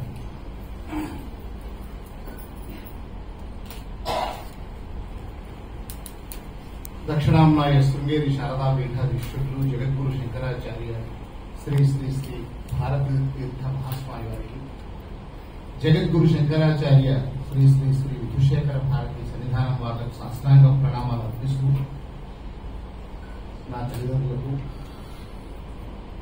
నా సోదరుడికి నమస్కారాలు తెలియజేస్తూ, నగురోరధికం నగురోరధికం నగురోరధికం.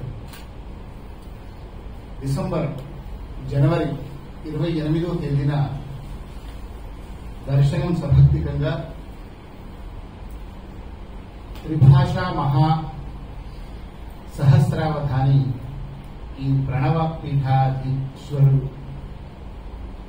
శ్రీ శ్రీ శ్రీ డాక్టర్ వద్దిపర్తి పద్మాకర్ గురువు గారికి గురు సత్కారం సభక్తికంగా అందించినటువంటి సందర్భం. అటు తర్వాత ఎప్పుడైనా ప్రణవ పీఠాన్ని దర్శించుకొని తరించాలి అని వారి ప్రవచనాలు వింటూ ఇంకా వారి శిష్యుల్లో మాట్లాడుతున్నప్పుడు ఈ ప్రణవ పీఠం యొక్క వైశిష్ట్యం తెలుసుకుంటూ పరితపిస్తున్నాం. కానీ శతావధానం 19వ శతావధానమైన 2-3 రోజులకే కృష్ణపద్మ గారు అమెరికా నుంచి ఫోన్ చేసి మీరు తప్పక 23, 24, 25 తేదీల్లో మీకు అవకాశం ఎప్పుడు ఉంది అని అంటే ఆ 3 రోజుల్లో ప్రతిష్టా ఉత్సవాలు జరుగుతున్నాయి. ఏ రోజు రావాలి అంటే మహద్భాగ్యం రావాలి అనుకుని అప్పుడే మేము వస్తా అన్నాము. 24 వస్తా అన్నాము. కానీ తర్వాత మొదలు రావడానికి ఒప్పుకున్నాక తర్వాత సత్కారం అనే మాట చెప్పారు. సత్కారం అనే మాట మొదలు కృష్ణపద్మ గారు చెప్పలేదు. అయితే నగురోరధికం ఇప్పుడు గురువు గారికి మొన్ననే సభక్తికంగా గురు సత్కారం చేసుకున్నాం. 3 రోజుల పాటు పండగ వాతావరణం లాగా అది. అందుకే చాలా మంది కవీశ్వరులు ఆ రోజు అవధాన సంక్రాంతి అనుకున్నాం. సంక్రాంతి జరిగిన కొద్ది రోజుల్లోనే 3 రోజుల పాటు జరిగిన 26, 27, 28 ఆ పండగ వాతావరణంలో జరిగినటువంటి ఆ 19వ శతావధానం 19వ వార్షికోత్సవం సందర్భాన జరిగిన ఆ సాహితీ ఉత్సవం చివరి రోజున గురువు గారికి వారికి చెప్పలేదు. మేము గురుగారు శతావధానం అని మాత్రమే చెప్పాం కానీ గురు సత్కారం అనే మాట చెప్పలేదు. గురు సత్కారం అంటే వాళ్ళ శతావధానం జరుగుతుందో జరగదో మళ్ళీ వారికి అంగీకరిస్తారో లేదో అని ఈ సందర్భం ఎలా జరిగిందో ఆ సందర్భం కూడా మొదట శతావధానానికి అనుమతి తీసుకున్నాం. తర్వాత కృష్ణపద్మ గారి యొక్క సంధానంతోనే జరుగుతున్నాయి కనుక వారిని రిక్వెస్ట్ చేసి వారి ద్వారా అనుమతి పొంది గురు సత్కార కార్యక్రమాన్ని కూడా నిర్వహించారు. పల్లకీలో ఊరేగించి పాదపూజ చేసుకుని మా అన్నయ్య నేను తర్వాత పుష్పాభిషేకం చేసుకుని స్వర్ణ కంకణంతో ధార్మిక వరేణ్య బిరుదుతో అనేక బిరుదులు వచ్చాయి గురువు గారికి. ధార్మిక వరేణ్య అనే ఒక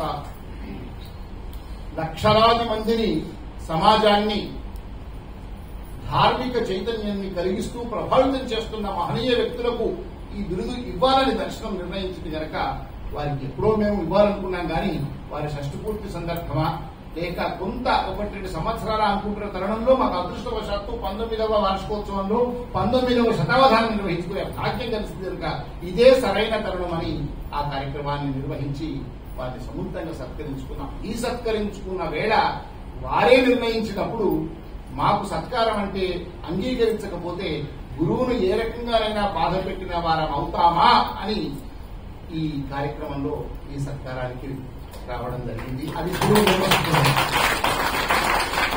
ఉల్లాసం, మణిద్వీపం, వైకుంఠం వాటి నుంచి ఈ అద్భుతమైనటువంటి ఈ క్షేత్రంలో రమాసిహిత సత్యనారాయణ స్వామి వారు బ్రహ్మసూత్ర శివలింగం ఎంత అద్భుతంగా ఉంది. వారు వర్ణించినప్పుడు కూడా ఎంత ఆనంద పారవేశ్వరమయ్యాం. ప్రపంచంలో ఎక్కడ ఆ ఆలయం జరగదు. అందున ఎంతో ఉపాసన అనుష్ఠాన బలం ఉన్నటువంటి గురువు గారు. గురువులు చాలా మంది ఉన్నారు, ప్రవచనకర్తలు చాలా మంది ఉన్నారు. ఇద్దరు గొప్పవాడి, ఎవరి గొప్పతనం వారికి.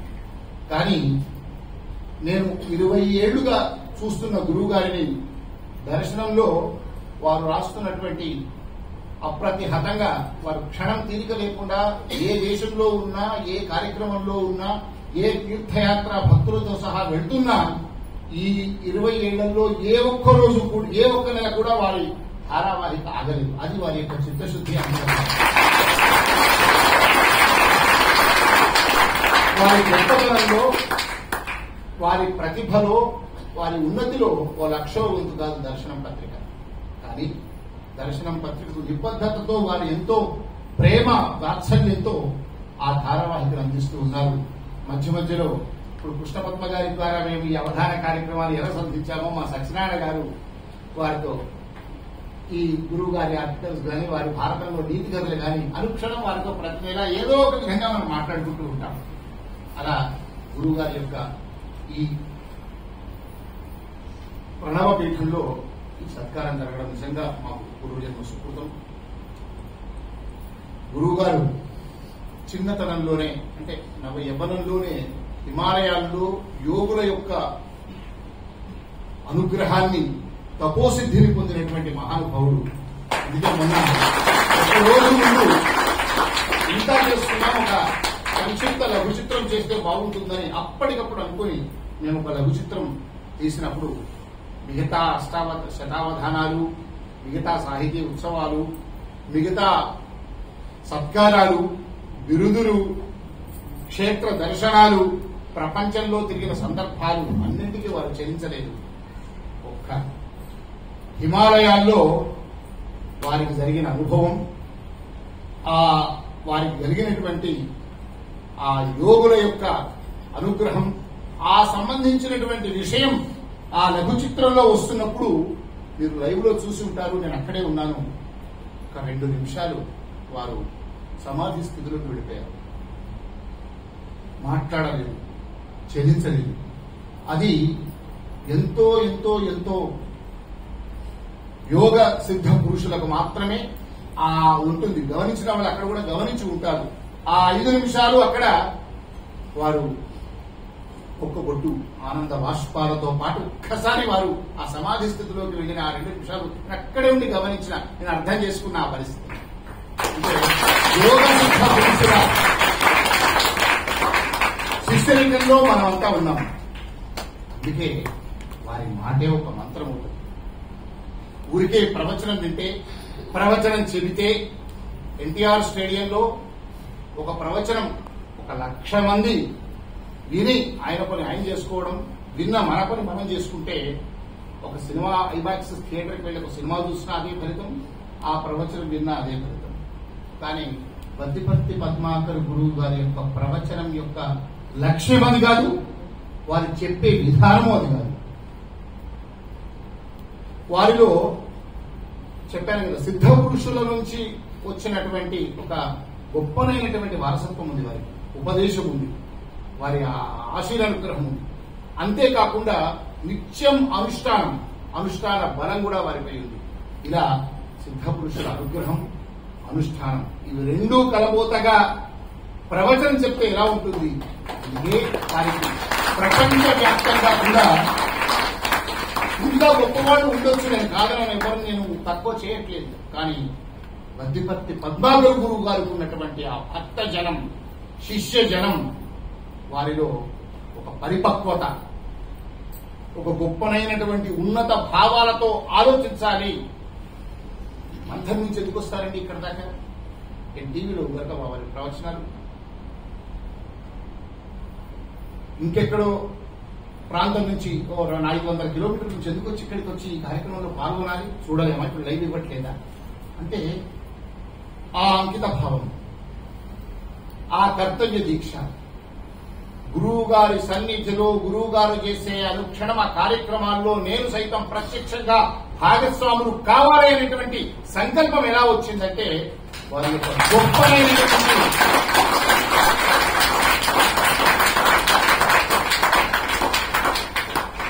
ఒక గొప్ప మహాత్ములుగా వారు అందిస్తున్నటువంటి ఆ ప్రవచన ధార వల్ల ఇది కలుగుతుంది. ఇప్పుడే చెప్పారు మిత్రులు, గుడి బడి ఉద్యమం. ప్రవచనాలు చెప్పాలి, వారు ఎక్కడైనా యజ్ఞాలు చేయాలి, అవధానాలు చేయాలి, 3 పనులు వారికి సేవ ఎందుకండి? కానీ వారు ప్రతి యువకుల్లో, పెద్దవాళ్ళు ఎవరు లేరంతా యువకులే, అందరూ 1,50,000, 2 లక్షలు, 2.5 లక్షలు, 3 లక్షలు సంపాదించే సాఫ్ట్వేర్ ఇంజనీర్లు. నేను అందరూ చాలా మందితో మాట్లాడా, శతావధానం సందర్భంగా చాలా మందితో మాట్లాడే అవకాశం దొరికింది. అందరూ క్షణం తీరిక లేకుండా ఉండే సాఫ్ట్వేర్ ఇంజనీర్లు. వీళ్ళందరూ కూడా ఈ సమాజం కోసం ఏం చేయాలి? మనం గురువు గారి బాటలో మనం ఒక ఉత్తమ పౌరులుగా మనం సంపాదిస్తున్న సంపాదనకు, మనం ఈ కర్మభూమి భారతాలలో జన్మించినందుకు, ఎందరో మహాత్ములు మహానుభావులకు నడయాడిన ఈ నేలపైన పుట్టిన నేను ఒక భారతీయుడిగా, ఒక ఆస్తికుడిగా, ఒక ధార్మికుడిగా నా భవిష్యత్ ఏంటి, నేనేం చెయ్యాలి అనేటువంటి ఆలోచన వారి ప్రవచనాల ద్వారా కలిగిస్తూ ఉన్నారు. అది గొప్ప విషయం. నా తయారైన శిష్య బృందమే అశోక్ గారు కావచ్చు, జగదీష్ గారు అన్నారు, కృష్ణపద్మ గారు. నాకు అంటే గురుగారు మాకు ఎక్కువ సాన్నిధ్యంతో కృష్ణపద్మ గారి పేరు మా అన్నయ్య నేను ఎక్కువ చెప్తున్నాను. మిగతా వాళ్ళని నేను తగ్గించడం అని కాదు, అన్యదా భావించవద్దు. ఆమె ఎక్కడున్నారో, ఇది వింటున్నారో వినట్లేదో కానీ ఆమె సంస్కారాన్ని చూస్తే ఇక్కడ నాకు కనిపిస్తే సాష్టాంగ నమస్కారం చేసేవాడిని. అది ఆమె గొప్పతనం కన్నా గురువు గారి గొప్పతనం ఇంకెక్కువ. అంత గొప్పదైనటువంటి ధర్మనిష్ట కలిగినటువంటి నిష్కల్మషమైనటువంటి నిర్మలమైనటువంటి గురుభక్తి కలిగినటువంటి శిష్యులను కలిగి ఉన్నారు. మీరు నిజంగా గొప్పవాళ్ళు. నాకు నిజంగా ఆనందించారు. శతావధానం చేసేది దర్శనం. ఆ బాధలేదో మేము పడతాం, నాకు అలవాటే. ప్రతిరోజు ఆమె కారులో నడుపుతూ, పిల్లలను స్కూల్లో తిప్పుతూ, పృచ్ఛకులతో మేము మాట్లాడుతున్నప్పుడు చేస్తూ, ఇంకేమైనా కార్యక్రమాలు చేస్తూ అనుక్షణం ఆమె మమ్మల్ని ఫాలో చేశారు. మళ్లీ గుర్తు చేశారు మాకు. మేము చెప్పిన దాన్ని ఫార్మాట్ లో తీసుకొచ్చారు. చివరికి అవధానం అయ్యాక శిష్లా పవన్ కుమార్ గారు దుబాయ్ లో రాసినటువంటి ఆ పద్యాలన్నింటినీ ఒక పద్ధతిలో వరుస క్రమంలో దర్శనం వారు ఆ అవధానం శతావధానం మొత్తాన్ని పద్యాలు ప్రశ్నలు చేసేప్పుడు ఏమైనా ఇబ్బంది పడతారా, ఆ ఇబ్బంది కూడా పడకూడదు. మా గురువు గారి పద్యాలు చక్కగా సరిగ్గా ఎక్కడ ఏతి ప్రాస ఎక్కడ ఒక అక్షర దోషాలు లేకుండా సరిగ్గా రావాలని ఆమె తప్పించి 2 రోజులు అవధానమైన 2 రోజుల లోపలే అంత చక్కగా ఆ వంశం వృక్షకుల పేరు వారి ఫోటో ఈ కార్యక్రమాలు చేస్తూ రాసిచ్చారంటే మేము చేశాం. చాలా అవధాన భావభారతి అని భావనామ సంవత్సరంలో నెలకొక అవధానం చేశాం. గురువు గారి 3 అవధానాలు చేశాం సిటీ సెంటర్ లైబ్రరీలో త్యాగరాయ గణసభలో. అవధాన సప్తాహం చేశాం. రవీంద్ర భారతిలో గురువు గారు ఉదయం వచ్చారు, అవధానం చేశారు, రాత్రి వెళ్ళారు. తర్వాత 4-5 అవధానాలు గురువు గారితో చేయించాం. చాలా 4-5 శతావధానాలు కూడా చేశాం. పోయిన సంవత్సరం లలితా నృత్య శతావధానం అక్కడే జరిగింది. అంతకుముందు జిఎం రామశర్మ గారు ఇంకా చాలా అవధానంలో పార్టిసిపేట్ చేశాం. కానీ ఈ అవధానంలో అవధాని గారి ఒక శిష్యురాలు, మిగతా శిష్యులు ఎంత గురుభక్తి అంటే అదేనండి గురుభక్తి అంటే. అట్లా అంటే గురుభక్తి ఎలా ఉండాలి అనడానికి ఎవరైనా ఉంటే వారి ద్వారా తెలుసుకోవాలి అనేటువంటి విషయం నాకెవరో అసలు వారు రాజుగారు కదా, మీరు రాసేనా గురువు గారి అంతరింగికులని కానీ ఇంకెవరు నాకు తెలియదు. మేనేజర్ అనుక్షణం గురువు గారు కాఫీ, గురువు గారు టీ, గురువు గారి అల్పాహారం, గురువు గారి భోజనం, గురువు గారి గది, గురువు గారి రాక, గురువు గారు ఎప్పుడు బయటకు వస్తారు అనుక్షణం. ఒక ఎస్పీజీ వాళ్ళు ఒక వీవీఐపీ కేటగిరీలో ఉండేటువంటి వాళ్లకు రక్షణ కవచాన్ని అనుక్షణం ఎలా గమనిస్తుంటారో అంతకన్నా గొప్పగా రాజు అంటే సాధారణంగా ప్రవచనం చెప్పేవారికి కానీ, సాధారణంగా అవధానం చేసేవారికి కానీ, సాధారణంగా ఆలయాలు నిర్మించి ధార్మిక కార్యక్రమాలు చేసేవారికి కానీ ఎవ్వరికీ లేనంతనైన గొప్ప భాగ్యం శిష్యులకు గురువు గారికి కలిగింది. అది కేవలం ప్రణవ పీఠాధిపతిగా మధ్యపతి పద్మాకర్. ఇవాళ కుంభాభిషేకం జరిగింది. పైన కలశ స్థాపన తర్వాత కలశానికి ఆ యంత్ర ప్రతిష్టాపన ప్రాణ ప్రతిష్ట జరిగాక వారు 16 ఏళ్ల యువకుడు ఏ విధంగా పరిగెత్తుతాడో అలా నిలిచారు. ఎక్కాక పైన గోపురం ఉంది కదా, చాలా ప్రమాదం ఉంటుంది.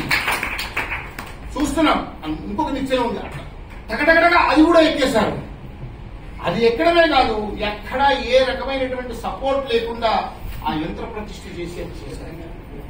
అది ఎంత వారిలో ఆ యవ్వన శక్తి.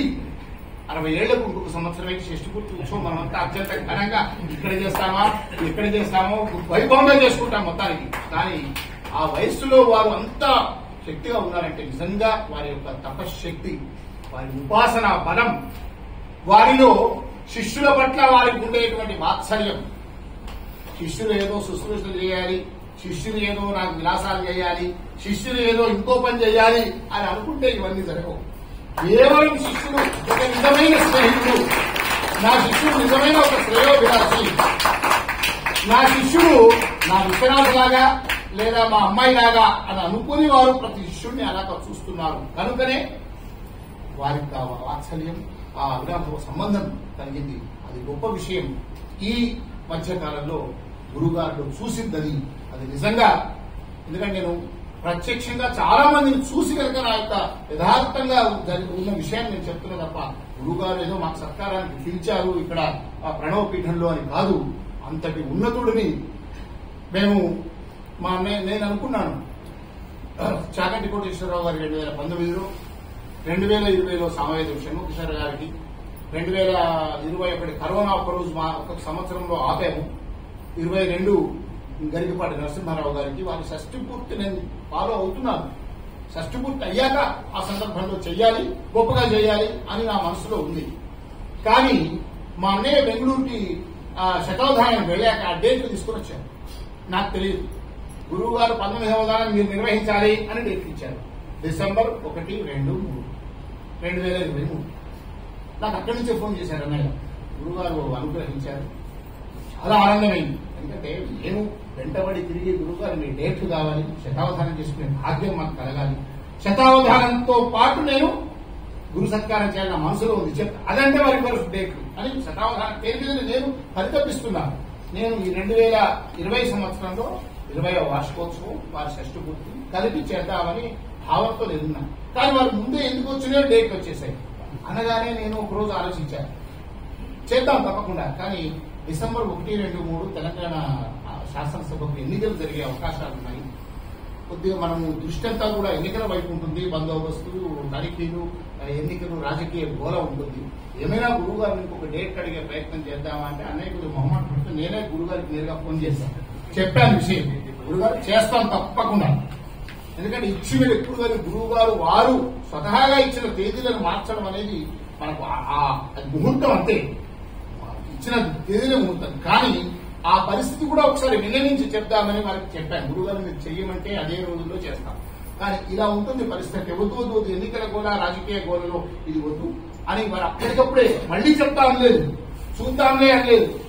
ఆ అవకాశం ఇంకెవరికో తెలంగాణ ఎన్నికలైతే ఆంధ్రప్రదేశ్ లో చేయొచ్చు, లేకుంటే నేను దుబాయ్ లో చేయొచ్చు, ఇంకా అమెరికాలో చేయొచ్చు, సప్తఖండాల్లో ఇంకెక్కడైనా ఇంకో శతావధానం చేయొచ్చు, ఇంకో చోట చేయొచ్చు. కానీ వారు మీరే చేయాలి అని మళ్ళీ ఇదే శోభపుత్రామ సంవత్సరంలోనే 2024, 25, 26, 27, 28 బాగున్నాయని చెప్పారు. అప్పుడే ఒప్పుకున్నాం. నిజంగా కూడా ఆ 3 రోజులు తక్కువ సమయం. ఎందుకంటే నేను చాలా మందికి గురు వందనాలు, గురు సత్కారాలను చేశాను.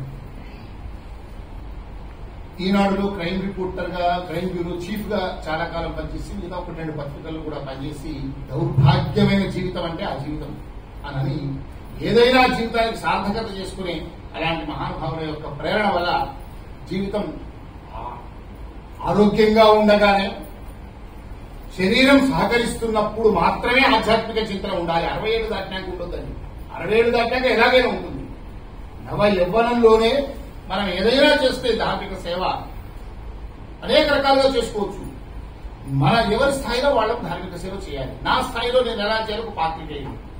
అప్పటికప్పుడు వేదం నేర్చుకోలేను, బ్రాహ్మణినైనా అప్పటికప్పుడు ఇంకేదో యజ్ఞాలు యాగాలు చేయలేను, ఆలయాలు కట్టలేను. ఏం చేయాలి నేను? ఒక పాత్రికేయుని, ఒక మంచి పత్రిక వెళ్దాం, ఒక మంచి సంస్కార సమాజం కోసం ఏదైనా మనమంతూ ప్రయత్నం చేద్దామని చెప్పి దర్శనం అనే పత్రిక 2004లో ఆరంభించిన తర్వాత ఒక పత్రిక ప్రారంభించడమే కాదు, పత్రిక పక్షాన ఏదైనా గొప్ప పని చేయాలి. అందరూ పెడతారు పత్రికలు. పత్రికతో పాటుగా ఒక మంచి పని చేయాలని తమ జీవితాలను సనాతన ధర్మ పరిరక్షణ కోసం అంకితం చేస్తూ సన్యాస దీక్షలో ఎంత పెద్ద త్యాగం అండి. తుర్యాశ్రమ స్వీకారం చాలా అనుకుంటాం. దండక మండలాలతో స్వామిలు చాలా వైభవంగా ఉంటారనుకుంటారు. వాళ్ళ కుటుంబాన్ని వదిలి తుర్యాశ్రమ స్వీకారం నాడే తల్లి, తండ్రి, ఉన్న బంధువులందరికీ కూడా అన్ని రకాల క్రియలు పూర్తి చేసుకుని సర్వసంగ పరిత్యాగి అయి తమ జీవితం అంతా కూడా ధర్మం కోసం వారికి అంకితం చేసేటువంటి ఆ యతీశ్వరులు చాలా మంది ఉన్నారు. మిగతా వాళ్ళ గురించి మనకు సంబంధం లేదు. నిజమైన పరమహంస పరివ్రాజకులు అందులో ఆదిశంకరాచార్యులు స్థాపించిన చితరామనాయ పీఠాలు దక్షిణాన శృంగేరి, ఉత్తరాన వదలి, పశ్చిమాన ద్వారక, తూర్పున పూరి, ఆ గురు పరంపర మనకుంది. అంతేకాకుండా సర్వజ్ఞ పీఠమైన కంచికాంపూర్ పీఠం ఉంది. మన తెలుగు రాష్ట్రాల్లో కృష్ణగిరి పీఠం ఉంది, ఉత్తాళం పీఠం ఉంది, మళ్ళీ హంపి పీఠం ఉంది. ఇలా మనకన్ని సనాతన పీఠాలు, ఆదిశంకరుల పీఠాలు. అలాంటి పీఠాల్లో సనాతన ధర్మ పరిరక్షణ కోసం వారి జీవితాలను త్యాగం చేసి తపస్సు ద్వారా ఆ తపస్సు యొక్క ఫలితాన్ని సమాజానికి ధారపోస్తున్న ఆ ఋషులను, ఆ మహాత్ములను, ఆ యతీశ్వరులను మనం ఏ విధంగానైనా సత్కరించాలి, వారిని సార్వజనిక సభలో గౌరవించాలి అనేటువంటి సంకల్పంతో మొట్టమొదట దక్షిణామనాయ శృంగేరి శారదా పీఠాధీశ్వరులు, శారదా స్వరూపం భారతీ తీర్థ స్వామి వారు తెలుగునాట విజయయాత్రకు వచ్చినప్పుడు లలితకళాపూర్ణంలో వారికి మొట్టమొదటి గురువందనం అనే కార్యక్రమం నేను సంకల్పించాను. అదే విషయాన్ని చెన్నైలో వారి ఇంకొక 2 నెలలైతే తెలుగునాట వారి విజయయాత్ర ఆరంభమవుతుందని చాతుర్మాస దీక్షలో చెన్నైలో ఉన్న వారిని నవరాత్రులు, శరన్నవరాత్రుల్లో ఉన్నారు అక్కడ చెన్నైలో. వారిని ప్రార్థిస్తే వారు కక్షడం నా కళ్ళలో చూసి వారు ఏమనుకున్నారో ఏమో మీకు అనుమతిస్తున్నానన్నాడు. 2 అప్పుడు అవిభక్త ఉమ్మడి ఆంధ్రప్రదేశ్. వారి విజయయాత్రలో ఎవరికి ఏ డేట్ రాలేదు. పెద్ద పెద్ద ధర్మాధికారులు కూడా వెళ్ళారు, చూస్తాను చేస్తామన్నారు. కానీ నాకు మాత్రం 14 డిసెంబర్ భాగ్యనగరంలో నీవు గురువందనం చేసుకోవడానికి అవకాశం ఇస్తున్నాను అన్నారు. అంటూ ఏ రాజకీయ నాయకులను మాత్రం ఇన్వాల్వ్ చేయకండి కూడా వారు దిశానిర్దేశం చేశారు. నేను అక్కడికి ఆ నిర్ణయమే లేదు. నాకు మొట్టమొదటి తేదీ నాకు వచ్చింది భారతీర్థ స్వామి వారి యొక్క విజయయాత్రలో. అప్పుడు లలితకళాపూర్ణంలో మొత్తం 2 రాష్ట్రాలు ఉమ్మడి ఆంధ్రప్రదేశ్ లో ఉండే అన్ని దేవాలయాల ప్రధాన అర్చకులు, పురోహితులు, వేద పండితులు, ధర్మకర్తల మండలి అధ్యక్షులు వీళ్ళందరినీ డిప్యుటేషన్ మీద అక్కడికి రప్పించి ప్రతి ఒక్కరి చేత గురువందనం మల్లాది చంద్రశేఖర శాస్త్రి గారు, ఆ రోజు పుల్లెల శ్రీరామచంద్రుడు గారు, ఇంకా అందరూ మహానుభావులు ఆ రోజున విశ్వనాథ గోపాలకృష్ణ గారు, ఈవీఆర్కే ప్రసాద్ గారు మాకు ఆ రోజు గౌరవాధ్యక్షులుగా పెట్టుకుంటాము. డాక్టర్ గౌరీశంకర్ గారు ధర్మాధికారి అన్నాడు వారు, టీటీడీ ఈవో ఎల్వి సుబ్రహ్మణ్యం గారు, దేవాదాయ శాఖ కమిషనర్ బలరామయ్య గారు, మొత్తం ఆలయాల వాళ్ళు ఒక 20,000 మంది జనం. చాలా అద్భుతంగా లలిత కళా తరుణంలో భారతీర్థ స్వామి వారికి అత్యంత గొప్పగా గురువందనం చేశాం. ఆ వేదిక ఎంచుకోవడానికి కూడా ఒక కారణం ఉంది. సందర్భమో కాదో చెప్పాలో చెప్పకూడదు దాని పాత్రికేయుడిగా మేము ఆ లలిత కళా తరుణంలో ప్రతి సంవత్సరం నంది అవార్డ్స్ జరిగేవి. కొన్ని కల్చరల్ సంస్థలు సినిమా యాక్టర్లకు వాళ్లకు వీళ్లకు అవార్డు ఇచ్చేవారు.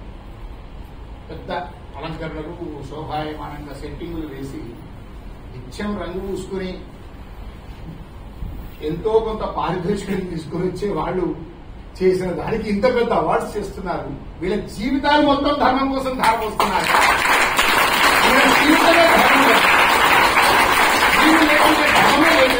మరణం లేదు కదా. ఇన్ని కోట్ల మందిని కనిపిస్తున్నారు. వీళ్ళు నటించరు, జీవిస్తున్నారు కదా. వీళ్లకు భార్య, పిల్లలు, కుటుంబం ఉన్నదే ఉండదు. ఒక్కరోజు గురువుగారు ఓ ఐమాక్స్ ఒక మంచి అది పౌరాణిక సినిమా గాని వెళ్ళి చూడగలరా? చూసే ధైర్యం చేయగలరా? చూసే సమయం దక్కుతుందా? చూసే స్వాతంత్రం ఉంటుందా? ఇంకేదైనా ఒక విహారయాత్రకు వెళ్ళగలరా కుటుంబంతో? వారి కాషాయంబరం లేని కర్మయోగే కదా. కాషాయంబరం లేని ధర్మాచార్యులు కూడా అంతే కదా. ఎదురు తల్లిదండ్రులు వస్తున్నా ఇలా చూడాల్సిందే తప్ప నా తల్లి నా తండ్రి అనడానికి వీల్లేదు. విధుశేఖర భారతీ స్వామి వారి ముందుకు ఆ కుప్ప శివసుబ్రహ్మణ్యం గారు వస్తే అందరినీ చూసినట్టుగా ఆయనను చూడాల్సిందే. వారు సాష్టాంగ నమస్కారం చేసి వెళ్లాల్సిందే. ఎంత త్యాగం అండి. ఉదయం తెల్లవారుజామున 3 గంటలకు లేచి తుంగానదిలో స్నానం చేసి 6 గంటలకు అనుష్ఠానం చేసుకుని పీఠార్చన మొదలు మళ్లీ శిష్యులకు పాఠం చెప్పి మళ్లీ స్నానం చేసి 10 గంటలకు భక్తులకు దర్శనం ఇచ్చి 12 గంటల దాకా దర్శనం అయిపోయినాక వచ్చిన వారందరూ ఎంతమంది ఉంటే 1000 మంది ఉన్నా 2000 మంది ఉన్నా ప్రతి ఒక్కరిని పలకరించి తీర్థమిచ్చి ప్రసాదం ఇచ్చి భిక్షావందనం చేస్తే ప్రసాదం ఇచ్చి వారి బాగోగులను చూసుకుని మళ్లీ స్నానం చేసి వెళ్లి మళ్లీ మధ్యకాల పూజ, త్రికాల పూజలు ఉంటాయి. మధ్యకాల పూజ మధ్యాహ్నం మళ్లీ స్నానం చేసి మళ్లీ అర్చన చేసుకొని మళ్లీ 3 గంటలకు కొంతమంది శాస్త్ర వేద పండితులు దేశ విదేశాల నుంచి వచ్చిన వాళ్ళకు చర్చించి మళ్లీ తర్వాత మళ్ళొక సెషన్ 5 నుంచి 4 నుంచి 5 దాకా మళ్లీ విద్యార్థులకు శాస్త్రాధ్యయనం చెప్పి ఉదయం వేదం తర్వాత శాస్త్రం చెప్పి మళ్లీ 5 గంటలకు మళ్ళా దర్శనానికి వచ్చి మళ్లీ వచ్చిన వాళ్ళందరికీ కూడా దర్శనాలు ఇచ్చి మళ్లీ 7:30కు సాయంకాల ప్రదోషకాల పూజ చేసి మళ్లీ 8:30కు వచ్చి శారదా చంద్రమౌళీశ్వరి పూజ చేసి 10:30 దాకా అది చేసి మళ్లీ స్నానం చేసి చివరి పూజ చేసుకుని ఎంతో కింద సాత్విక ఆహారం ఇంత శిక్ష తీసుకొని పడుకొని మళ్లీ ఉదయం తెల్లవారుజామున 3 గంటలకు ఇవ్వాలి. పీఠాధీశ్వరుల జీవితం ఎంత త్యాగం అండి, ఎంత గొప్పది.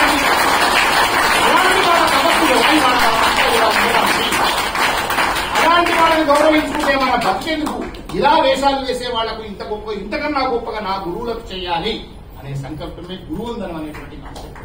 అదే రంతకళాతోరణంలో చాలా వైభవంగా 4 లక్షలు ఒక సెట్ వేయడానికి 2014లో నేను చేసినటువంటి కార్యక్రమం.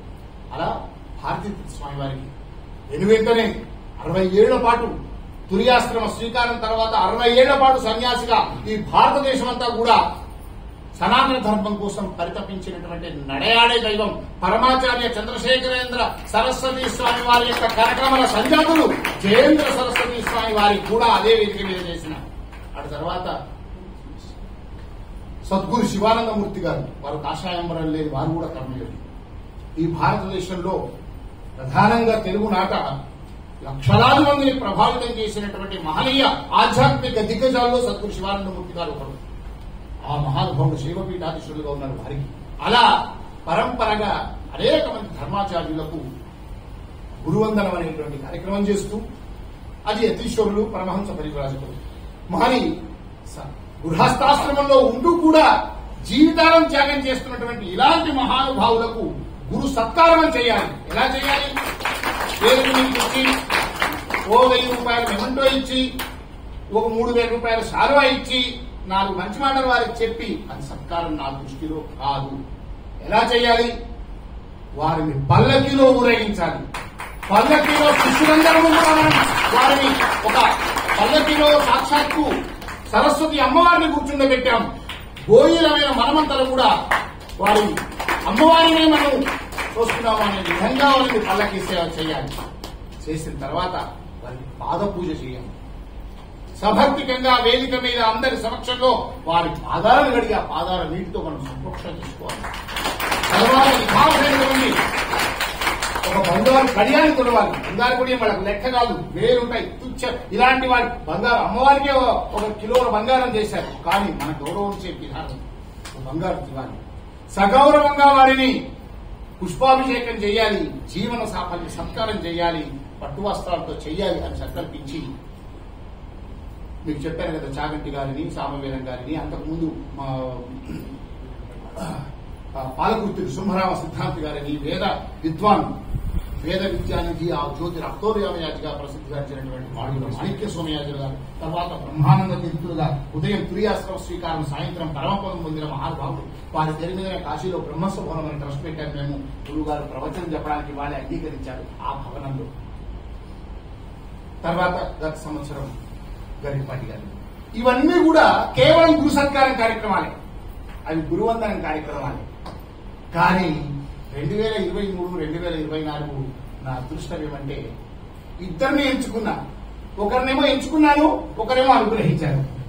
ఆ ఎంచుకున్న వ్యక్తి గౌరవ ప్రభాకర్ శర్మ గారు, మహామహోపాధ్యాయ, సంస్కృత భాష కోసం జీవితాన్ని త్యాగం చేసినటువంటి ఋషి. ఆ మహానుభావుడికి ఊరికే సత్కారం కన్నా సప్తాహంగా చేద్దామని 7 రోజుల సప్తాహం కార్యక్రమం చేశారు. ఈ మాట చెప్పగానే చాగంటి కోటేశ్వరరావు గారు మొదటి రోజు వచ్చి జ్యోతి ప్రకాశం చేసి ఆ సప్తాహాన్ని ప్రారంభించారు. దక్షిణామనాయ శృంగేరి శంకర మఠం యొక్క శారదాపీఠం యొక్క మఠం సైనికులు శంకర మఠం.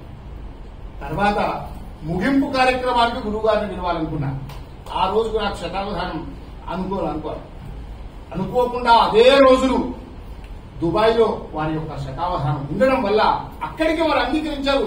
ఎంత ఆలస్యమైనా వారి చేతనే సత్కారం చేయించాలని.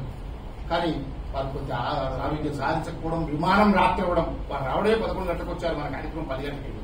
చివరి నిమిషంలో అది అయింది. సరే, అదృష్టం తర్వాత గురు సత్కారం జరిగింది. అయితే దోర్పల ప్రభాకర్ శర్మ గారికి వారం రోజుల పాటు అద్భుతంగా ప్రతిరోజు శాస్త్ర సభలు, వేద సభలు, పౌరాణిక సభలు, జ్యోతిష సభలు, ఇలా రోజుకొక సభ పేరు మీద 2 రాష్ట్రాల్లో ఉండేటువంటి శాస్త్ర పండితులు, 2 రాష్ట్రాల్లో ఉండే స్మార్త పండితులు, జ్యోతిష పండితులు, సంస్కృత భాష కోసం పరితపిస్తున్న అనేక సంస్థల ప్రతినిధులు వీళ్ళంతా వచ్చి తుల్జాభవన్లో వారం రోజుల పాటు అద్భుతంగా కార్యక్రమం చేశాము. చివరి రోజు గురువు గారికి చేసిన విధంగానే పల్లకి సేవ స్వర్ణ కంకణంతో అద్భుతంగా ఆ ఋషికి మనం గురు సత్కారం చేశాం. అది నాకు చాలా తృప్తినిచ్చింది. అంటే మిగతా గురు సత్కారాలకు అది భిన్నమైంది. అది అనుకోకుండా గురువు గారి యొక్క శతావధానంతో సహా మాకు ఏదైతే వచ్చిందో అది కూడా అపూర్వం. ఎందుకంటే ఒక 3 గంటల కార్యక్రమం గురు సత్కారం అంటే 4 గంటలు ఇంకా ఎక్కువైంది. కానీ 3 రోజుల పండుగ చేసుకునే భాగ్యాన్ని వారు కలిగించి ఆ 3 రోజుల అవధాన సంక్రాంతి, శతావధాన సంక్రాంతి 26, 27, 28 తెలంగాణ సారస్వత పరిషత్తు నిజంగా సార్థక నామధేయురాలైంది వారి యొక్క శతావధానంతో. చాలా అద్భుతం. నాకు భయం వేసింది. ఎందుకంటే మొదటి రోజు పూర్ణలు పూర్తయిపోయింది. ఇంకో కొద్దిగా సమయం ఇస్తే వాళ్ళు పూర్ణలు చేస్తాన్నారు. స్వామి నమస్కారం. రోజుకు 500 మందికి భోజనాలు ఏర్పాట్లు చేసుకున్నాం. అనేక మందికి పంపించుకున్నాం. ఇవాళ వీళ్ళని రమ్మన్నాం, రేపు ఎల్లుండి వాళ్ళని రమ్మన్నాం. చివరి రోజు మీకు గురు సత్కారం పెట్టుకున్నాం. ఏ సభ మాకు కార్యక్రమాలు ఉన్నాయి. మీరు ఇవాళ ముగించితే మాకు ఎట్ట రేపటి నుంచి ఏం చేయాలి దీనికి మీద అని కతిగాడి గురించి వారిని అనేక విధాలుగా చేసి ఆపి కొసరి కొన్ని ఉదయానికి మార్చుకున్నాం. 2వ రోజు సాయంత్రం 4 గంటలకు మొదలైంది కార్యక్రమం. 6:30 ముగించేశారు. అయిపోయినాయి పూర్ణం. అది 8 దాకా సాగుతాయి అనుకుంటే ఏం చేయాలి అప్పటికప్పుడు వారికి అనుమతి తీసుకుని వారి శిష్యుడైన భారతదేశ అష్టావధానం పెట్టాము. చాలా అద్భుతంగా సాగింది. ఆ రోజు మధ్యాహ్నం ముందే అనుకున్నాం కనుక గ్యాప్ లో ఉమామహేశ్వరరావు గీతావధానం జరిగింది. తెల్లవారి రోజు కూడా ధారణ కాగానే సత్కారం. వద్దు గురువు గారు, ధారణ సభ వేరే పెట్టుకుందాం, గురు సత్కార సభ మళ్ళీ వేరే పెట్టుకుందాం. మళ్ళీ కోసరి ఉదయం అంతా ఒక సంగీత కచేరీ. వారు 10 గంటలకు అనుకున్నాం, కాదు 9కే వస్తాన్నారు. 8:40కి వచ్చారు. నేను ఒక కళాకారుడిని సంగీత విభాగం పెట్టుకున్నాను. అయ్యా గురువు గారు 9కే వస్తానన్నారు. మళ్ళీ సిద్దిపేట నుంచి వచ్చాడు మా తమ్ముడు. వాడిని 7కే రప్పించారు. 7 గంటకే మొదలు పెట్టేవారు సంగీత కచేరీ. 8:30 దాకా గురువు గారు వచ్చేదాకా ఆ సంగీత కచేరీ చేసుకుని ఆ ధారణా సభ ఎంత అద్భుతంగా, ఎంత గంభీరంగా. శతావధాని అంటే ఇలా ఉండాలి, ధార అంటే ఇలా ఉండాలి. మంచినీళ్ళ ప్రాయం 59వ పడిలో ఏమి జ్ఞాపక శక్తి, ఏమి అద్భుతమైనటువంటి పద్యాల సరళి. అంత గొప్పగా ధారణ సభ జరిగింది. ధారణ సభ తర్వాత పుచ్చకులందరూ 3-4 గంటల పాటు అద్భుతంగా వారి స్పందనలు అయ్యాక ఇక సాయంకాలం సరిగ్గా 4 గంటల నుంచి గురు సత్కార కార్యక్రమం నా కళ్ళల్లో ఇంకా మెదులుతూ ఉంది. అలా శతావధాన సహిత గురు సత్కారం 2024లో దోర్పల వారికేమో సప్తాహంతో కలిసి సత్కారం ఇది జరగడం నా పూర్వజన్మ సుకృతం. అలాంటి భాగ్యాన్ని పద్మాకర్ గురువు గారికి ఎన్ని జన్మలైనా మనం తెలుసుకోగలను. నాకు అత్యంత ఎన్నో పాఠాలు నేర్చుకున్నాను. గురువు గారి యొక్క శిష్యులంటే ఇట్లా ఉండాలి. శిష్యుల గొప్పతనం అది, శిష్యుల యొక్క సంస్కారం అది, శిష్యుల యొక్క క్రమశిక్షణ అది. శిష్యులు గురువు గారంటే ఎంత అపారమైనటువంటి భక్తి ప్రపత్తులే కాకుండా వారి కనుచూపులతోనే వారు ఇట్లా చూస్తుంటేనే ఆ చూపులు అర్థం చేసుకొని వాళ్ళు మెదులుతున్న తీరు, వాళ్ళెవరో మామూలు వాళ్ళు పెద్ద పెద్ద హోదాల్లో ఉన్నవాళ్ళు. ఇంతటికో శిష్య ధనాన్ని కలిగినటువంటి ప్రతిపత్తి ఇలాంటి శుశ్రూషలు చేసే భాగ్యం మనకు కూడా కలగాలి అని భావించాం. అలాంటి ఈ చక్కని ఈ తరుణంలో వాళ్ళ అద్భుతమైన రమా సహిత సత్యనారాయణ స్వామి వారు బ్రహ్మసూత్ర లింగం కార్యక్రమంలో పాల్గొనే భాగ్యం కలగడం, మమ్మల్ని చాలా చిన్నవాళ్ళం గురువు గారు చెప్పిన లక్ష్మవంతు గారు చాలా చిన్నవాళ్ళం సామాన్యులు మమ్మల్ని పిలిచి గౌరవించే ఈ అవకాశాన్ని కలిగించినందుకు వారికి జన్మజన్మలా రుణపడి ఉంటాము. ఒకే ఒకటి గురువు గారిని కోరుతున్నాం. ఎందుకంటే వారు ఉపాసనా పనులు నేను ఎవరిని కోరికలు కోరలేదు. జగద్గురువులు ఉన్నారు. గురుగారు జీవించి ఉండగా తెలిసి తెలియక అధర్మ మార్గంలో వెళ్లకుండా పూర్తిగా ధర్మ మార్గంలో మేము వెళ్లేటట్టుగా అనుగ్రహించడం ఒక్కడే కాదు.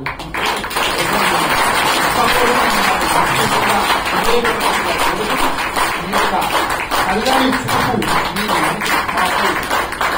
మీ అమ్మాయి మీ అబ్బాయి మీద మీ అల్లుల మీద ఏ విధంగా ఉంటుందో మా మిత్రుడు విశ్వనాథ్ గారు ఇంకా శిష్యులు అదే వాత్సల్యం మా మీద కూడా చూపించాలని ప్రార్థిస్తూ సెలవు తీసుకుంటున్నాం. మీ అందరికీ కూడా నమస్కారం. సమయం ఎక్కువ మాట్లాడితే